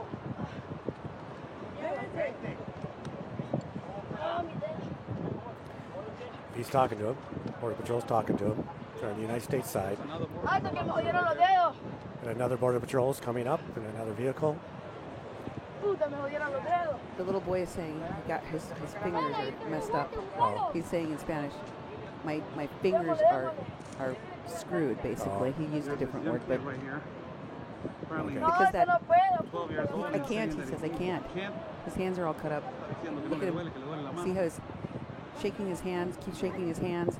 He's injured. That thing fell on him. Now he has to try to climb while his feet are getting cut up by the slats, the jagged metal on the slats, and his hand is all messed up too. Wow. Move. I can't, he said. I can't. This is, Mom's already on the other side. This is what was astonishing to Blue. Scared for the young kid's life. He's risking his life. He's all on his own now. And his mom's already on the other side. There's So another his border supposed patrol coming mom is right already here. on the side. Let's see what actions that he takes. They ask for backup. Right here. Border patrol Border agent. Patrol agent. Here's the coming up backup with his, right like, here. Four-wheeler. There's another one over there. And like we said, the Border Patrol is getting overwhelmed. Como les dijimos, el trabajo del Border Patrol ha sido sobrecargado por estas situaciones del asilo político que están sucediendo. El Border Patrol se está dando y el movimiento. He's telling them to get down. Oye, hijo, hey, They fall. cosa la va a perder. The Border Patrol right here taking Long drop. care of the situation. She's crying right away. They're crying and they're saying that they're suffering. Yeah, maybe you guys could keep children from climbing over a 20-foot fence. Good job. Great job on your part. Get down. He's really upset that the children. You guys are climbing. getting overwhelmed. Thank I your know we governor. are. Thank your governor, Gavin Newsom, that took away the National Guard. I'm over here supporting you guys. It's not my obligation to stop them. That's fine. Come on down. Here we go. He's like letting a 12-year-old. That's got to be terrifying to those Border Patrol agents, too, to watch these little kids cutting themselves up, this crazy stuff happening right before their eyes. Can you imagine being a Border Patrol agent watching, these families, supposed families, units that are like the mom climbs over first and her kid has his hand smashed. Look at these guys. These are the guys that helped them. The two older guys. Right there. This is the situation right here. Several of them. They're all watching And him. like you saw, the Border Patrol was really mad. You know, See one agent right here. in order to cross one person, you need like two people on this side. A person that climbs to They're the getting top them into the car. to pull the people that are going up the wall up, and a person that grabs them on the other side. So you need like four people to cross one person, That is it. and they have to be pretty agile. I mean, we've watched this so many times now. I feel like I know how many people they need to cross people, and it's not something that just a family could be like, I'm going to go cross into the United States today, and they could do by themselves. It's just not a thing that you can do by yourself, really. And this is not even, the new wall. This is the old wall, but Exactly. it's pretty damaged. As you could see, that one piece up there just came right off when that woman grabbed onto it. And now that piece is missing, making that section of the fence just that much easier to climb over.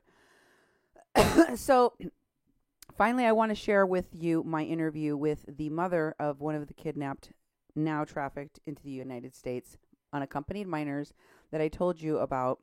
Her name is Jennifer Gabriela Garcia Gonzalez. In this call, you will hear me say her second name is Graciela because that is how it was sent to me by the pastor. So he may have misheard it or miswritten it down or whatever, but her second name is Gabriela, not Graciela. Okay. It's a slight difference, but he was like, no. And I had all the rest of the name right, but because I kept saying Gabriela Graciela instead of Gabriela, he was like, no, we don't. No, the second name's not right. But finally, he handed me over to this girl's mom. And I'm going to have to translate because it's in Spanish. Here we go. This is my call. Al I'm padrastro de looking for Jennifer the Graciela stepfather García González. of Jennifer Garcia Gonzalez. ¿Usted conoce al Do you padrastro de know Jennifer her Graciela stepfather? García González? Graciela no, sí. Not Graciela, Se not llama Graciela. Jennifer Is it Jennifer? Graciela García González, la Yes. señorita. That's the Tiene name of the 15 lady? años. She's 15 years old? Busco a alguien de su... There's a lot of children talking in the Yo background. tengo que se llama Jennifer Gabriela, pero Graciela no. We have a Jennifer Usted tiene Gabriela, but Graciela no. una niña que se llama Jennifer, pero no se llama Graciela. Se llama No, ¿Cómo se se llama? llama Gabriela. Gabriela. Gabriela, perdón. Gabriela. Oh, excuse me. Gabriela, puede ser que esté mal escrito. I'm sorry, pero this might be a yo typo. recibí esta So, I got información this de un information pastor from a pastor de un albergue en from a shelter Tijuana. in Tijuana. Pero sí que aquí le puedo dar una muchacha para que Let me put le dé información. this the ¿Mande? girl on so she can talk to you. Bueno, muchacha, para que le vaya a información. Hold on a minute. Sí, ¿Aló? bueno, Hello. hablas... ¿Aló? Buenos días. Buenos días, day, hablas good day. Cindy My name is Azucena Cindy Gómez Shem. Azucena Soy una Gómez. I'm a periodista reporter de los Estados from the United Unidos. States Estoy hablando I'm acerca calling de about- Jennifer. about Jennifer. Jennifer es una historia que yo vengo It says that siguiendo I've been porque following ella this fue story for a while because she secuestrada de was un kidnapped albergue from a en shelter in Tijuana. Tijuana. Y And recientemente recently, me informó I was el informed pastor the que maneja pastor ese that albergue manages the que shelter esta señorita told me Jennifer that García Jennifer, González, this young lady, ya fue encontrada has en now los been found Estados in the United Unidos. States. ¿Usted es familiar de ella? Are you her mom? Are you a Sí, family member? yo soy la Yes, mamá de ella I'm her mother. justo me informaron también I que was ella also está bien, informed gracias a Dios. that she is there and she's fine. Todo está bien, solo Everything is que- fine.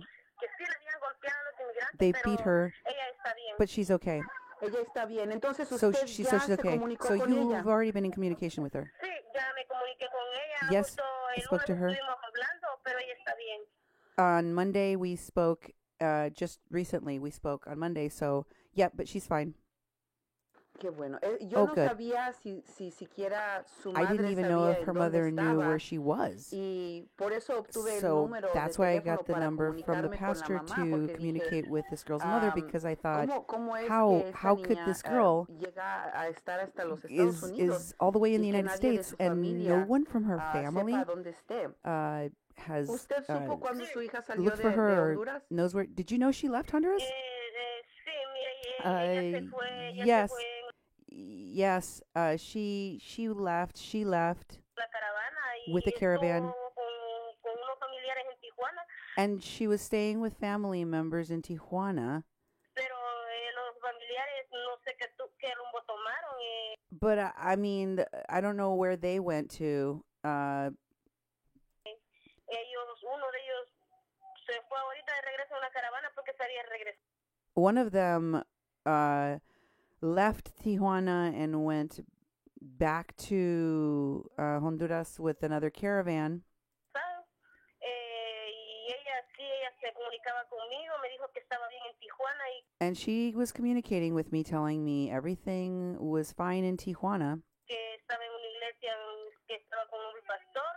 Me dijo that she was in a church, that she was in a shelter with the pastor, que ahí estaba bien también y luego pues de ahí no me and that she was fine there. And then after that, I di cuenta más de ella hasta que ella me dijo ella que estaba en Estados Unidos y que didn't hear anything more about her until she contacted me and told me she was in the United States estaba bien.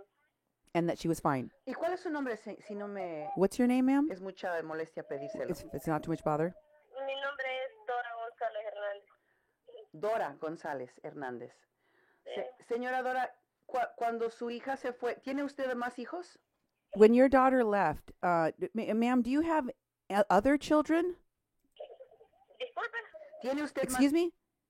más hijos allí en Honduras con usted? Do you have other children with you there in Honduras? Sí, tengo 3. Yes, I have 3. Cuando ella se fue, ¿no se quedó usted preocupada? When your daughter left Honduras, weren't you left behind worrying about her? ¿Le avisó o se fue sin avisarle? I mean, did she even tell you she was leaving, or did she just leave without telling you? Yes, yes, yes, she's saying. Mire, ella estaba, yo la tenía estudiando, pero ella no. Look. I mean, I had her studying. She was studying in school. Quiso seguir estudiando más. Me dijo que ella iba a trabajar, que iba. And she told me, I wanted her to keep studying, you know, but she told me she wanted to work. Alquilar un apartamento para trabajar. And she wanted to get an apartment so she could work. Entonces yo le dije que no, porque ella era una menor de edad y que. And I told her no, because you're a minor. Bueno, usted sabe que aquí en Honduras uno lucha, ¿me entiende? You know, the people here in Honduras, they have to fight Por salir adelante, pero la podrería, to come out ahead. But the poverty and the trabajo y todo eso, uno the lack of employment and all of those things, no lo hace ayudar con los demás hijos. it you know, it makes it so you can't help all of your kids. Entonces ella pues buscó un trabajito y me dijo, mamá, me dice, So she found herself a job and she said, Mom, yo estoy decidida, yo me voy y que I've decided I'm going. And ella se metió de que se iba y usted sabe que uno como madre se queda preocupado por su. and you know, she was determined. She was going and me as a mom, of course, you know, you're going to be worried about your kids. Por supuesto. Y entonces yo no Of tuve course. más opción ni nada de eso que apoyarla. So I did not have any other option other than to support her. Porque lo único que yo me entiende, ella va con su familia, porque ella iba con primos y. And you know, the only thing I could think of is that, you know, she's going with her family members. Her cousins were in the caravan. So Yo tuve que apoyarla. so I had to support her. Entonces, cuando ella salió con la caravana, habían primos de ellos, familiares de ellos que So let me understand. When the caravan left, there were cousins of hers, family members, you say, that were in the caravan with her. iban también en la caravana. Sí. Yes. Y eso le era un aliciente a usted saber que iba por lo menos con familiares. And that to you was, gosh, I can't think of the word in English right now for aliciente. So a calming, that gave you Comfort and security. so comfort. So I asked her, okay, so let me get this straight. You're saying that there were cousins of her family members that were in the caravan, so that gave you comfort in knowing that your daughter was going with this caravan. Is that right? Sí, me quedé Yeah. tranquila porque Yeah, it made me feel real tranquil because usted sabe que yendo con un familiar uno en el camino queda seguro de que sí, que va bien. with family members on the route in the caravan with her, I can know that she's safe. I can get information about how she's doing Que va bien cuidada y todo eso, y gracias a Dios. and that she's being cared for, and thank God. Llegó a México ella sin ninguna novedad, que no She arrived all the way in Mexico without any major issue. le pasó nada ni nada de eso. Ella llegó She wasn't extorted or anything like that. bien allá. Ujú.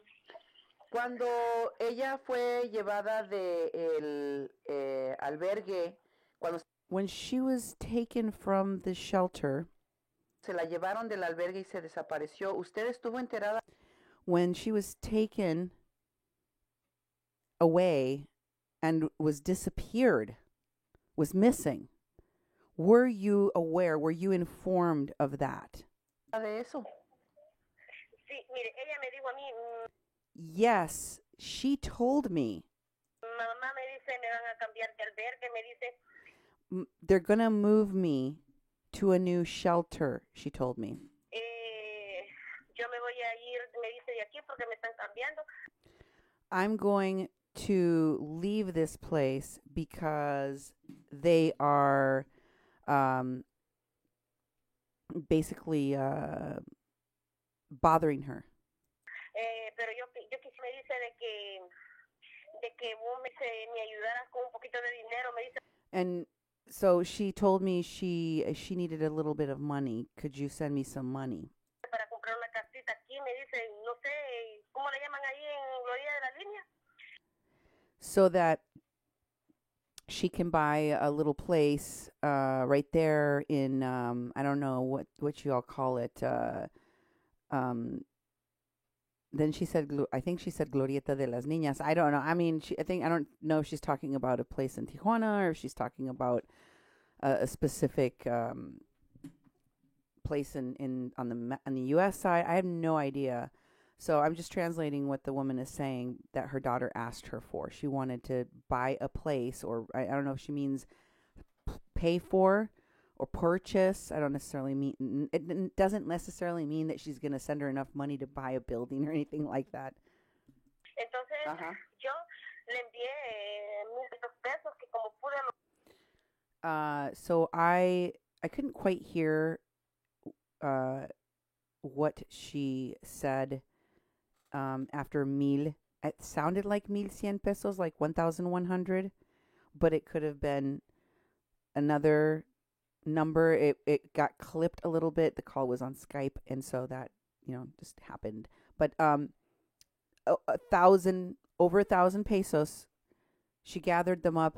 She said, I gathered them up however I could, and I sent them to her. Los recogí aquí para enviárselos y luego ella me dijo de que ese dinero le había servido a ella para comprar comida, And so then later she told me that money that I had sent her had served her well in order for her to buy food and things that she needed. Agua y water. Cositas, ¿entiendes? Sí, que para necesidades de ella. The things, her necessities.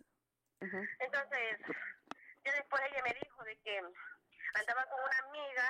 And so then later she told me that she was with a friend. Y que si Dios lo permitía, ella se iba a tirar para. And that if God permitted them to, they were going to drop themselves over the border wall. A ver si alcanzaba a llegar a Estados Unidos. See if she could get into the United States. Entonces yo le dije que no, que si podía quedarse en Tijuana por mientras. And I said to her, no, you should stay in Tijuana for now.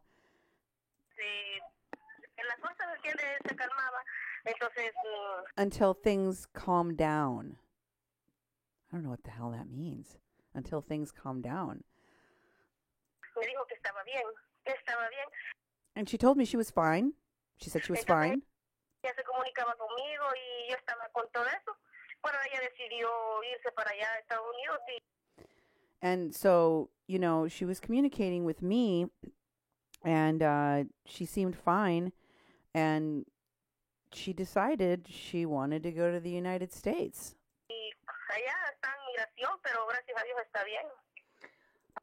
And now she's over there at immigration. I couldn't understand the very last part. Something about where no one is watching her or where no one can see her. But I think she means, within the detention facility. Was where she last knows of her being. Ahora, una de las cosas muy interesantes acerca de su hija en especial es porque... So, something very interesting about your daughter's story, especially because... Aquí en los Estados Unidos no se ha reportado mucho sobre individuos. Here in the United States, we haven't heard a lot of individuals' stories. Como su hija. Like your daughters.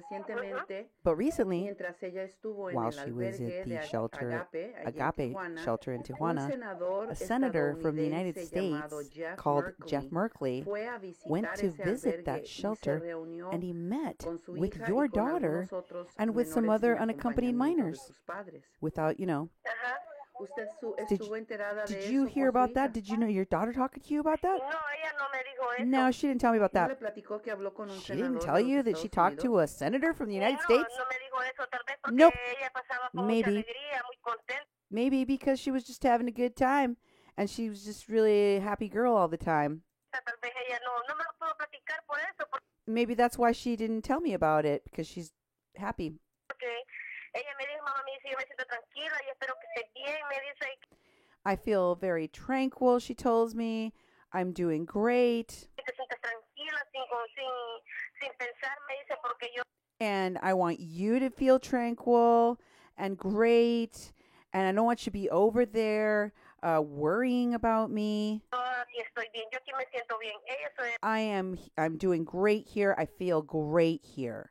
porque ella siempre me llamaba, nunca estuvo un momento sin llamarme, siempre me... Because she always called me. She never was, even for a moment, without calling me. She was always calling me. Siempre buscaba la manera ella de llamarme She always found a way of calling me. para estar bien. Ajá. Just y to tell me, I'm fine. I'm fine. avisaba cómo estaba todo. So she was letting you know how everything was going. Interesting. Pues, Interesting that she was letting her know how everything was going and was talking to her all the time, but failed to mention she met with the sitting U.S. Senator. Don't you think it's weird? Go on. She said ¿No yes. supo usted cómo logró cruzar? Did she tell you how she crossed into the United States? No, yo no me di cuenta. Nope, No, I didn't. no, ella No, I had no knowledge. No. me dijo que, ella me dijo, yo le había dicho a ella que se esperara. She told me that, well, I mean, I had told her to wait Para más tiempo y todo eso, pero for more time and all of that, you know. ella no me dijo. And so she did not tell me. No me dijo que iba a cruzar. She did not tell me that she was going to cross. Hasta ya después de los días de que me di cuenta de que estaba And then after a few days, I realized that en migración y me she was already in a detention facility. comunicaron y ahí fue donde me di cuenta de que ella estaba So I communicated, they put me in communication, and that's when I realized allá. that she was ¿Y there. ella sigue allí? ¿No sabe usted cuáles van a ser sus planes? Is she still in detention? Do you know what her plans are? ¿No sabe si la van a dejar salir? Do you know if they're going to let her out? ¿O con quién se va a ir a vivir? Or where she's going to go and live? Sí, ella Yes. lo que sé de que What yo I me know. estoy comunicando con una tía. I'm already talking to y her la tía aunt dijo que si yo lo The aunt permitía, said ella that- la iba a ayudar a that she salir was going to get her out. She's going to help her. de ahí, y que ella le iba a ayudar, que la iba a recibir allá. And that she would receive her. Entonces yo ahorita por eso estoy sacándolo. She said, excuse me. She said she would be receiving her. Papeles para podérselos, ¿Mandar? para poderla ayudar. And so right now I'm getting all the paperwork to her so that she can have the paperwork she needs to help her. También. ¿La tía vive allí mismo en California o Does the aunt live there in California or where? está más lejos? En Nueva York vive ella. She lives in New York. Nueva Jersey vive ella en Nueva Jersey. Está New lejos, Jersey. está lejos. That's far. Entonces le va a costar Sí. trabajo a la niña. That means that it'll be very hard for the young lady to get to her aunt. Y a la tía también. I mean, for the aunt too, Encontrarla To porque ella find her. está en... because she's En in Otay Mesa. the Otay Mesa Detention ¿Aún Center. está todavía en Otay Mesa? ¿O Is she la- there? o la transfirieron? No, or did she get No, transferred? ella está en Nueva York. No, she's in New York. Digo yo, su hija. Ya la transfirieron a No, otro not al- the aunt. Your daughter. I mean, was she already transferred to the detention center in New York, centro de detención o sigue en Otay or Mesa? is she still at Otay Mesa? No, mire, a mí no, No. me dijeron que estaba en Otay Mesa, solo me dijeron que lo No, I was never told she was at Otay Mesa. tenían, estaba en Nueva York. I was told right away she was in New York. A su hija le dijeron que está en Nueva York. They told you your daughter is in New York? Sí. Oh, Yes. perdóneme. Yo Oh, excuse me. fui mal informada. I was misinformed. A mí me dijeron, I was told, el pastor me dijo the pastor told me que la habían they had retenido en un detained centro de her detención en Otay Mesa. at Otay O Mesa sea que ya detention. no está allí. So Ella ya la she's not cambiaron there a anymore. Nueva York. She's in New York. Mire, yo creo, yo no estoy muy informada tampoco. I'm porque not yo he very well hablado con informed ella y either. lo único me dijo que estaba bien. She just told me she Eso was fue lo fine. único que me dijo ella, That is pero all yo she lo told me demás, about it. yo no About the rest of it, no estoy enterada. I'm not really O informed. sea que no supo, pero So- sí sabe que so está en Nueva York. You su do hija. know for sure she's in New York. Sí, ella Yes, está allá. yes. Y ya tiene familia cercana And she has que family puede close by ayudarla. there that can help her. Sí, ella tiene familia Yep, allá, she has hasta las family. tías. The aunt. Y no le dijo su hija And your si daughter didn't tiene tell you if fecha de she salida del has a centro de date where detención. she's going to be leaving the detention center? No, ella no No. me ha dicho. She hasn't No told sabe. me. Bueno, She doesn't know. ¿hay Okay. algo que usted quiera que la gente de Is la there something that prensa you want americana people en from especial in the sepa American public know sobre about el bienestar de su in the hija o lo press que know about me the dijo que well-being la of your daughter? golpearon? You told me ¿Quién that la she was golpeó? beaten. Who beat her? Mire, ella no me dijo, She no didn't tell sé me. si será cierto, no sé, I don't even pero know ella if it's solo me true. dijo que, She told me que no sé si dos inmigrantes o 2 tres immigrants la or habían 3 golpeado, immigrants had beaten her. pero no sé eso si será verdad. But I don't even no know if sé, it's no true. Bueno, ella me dijo eso, She told me that, pero no sé. but I don't No sabe know. detalles. O sea, You don't know details? No.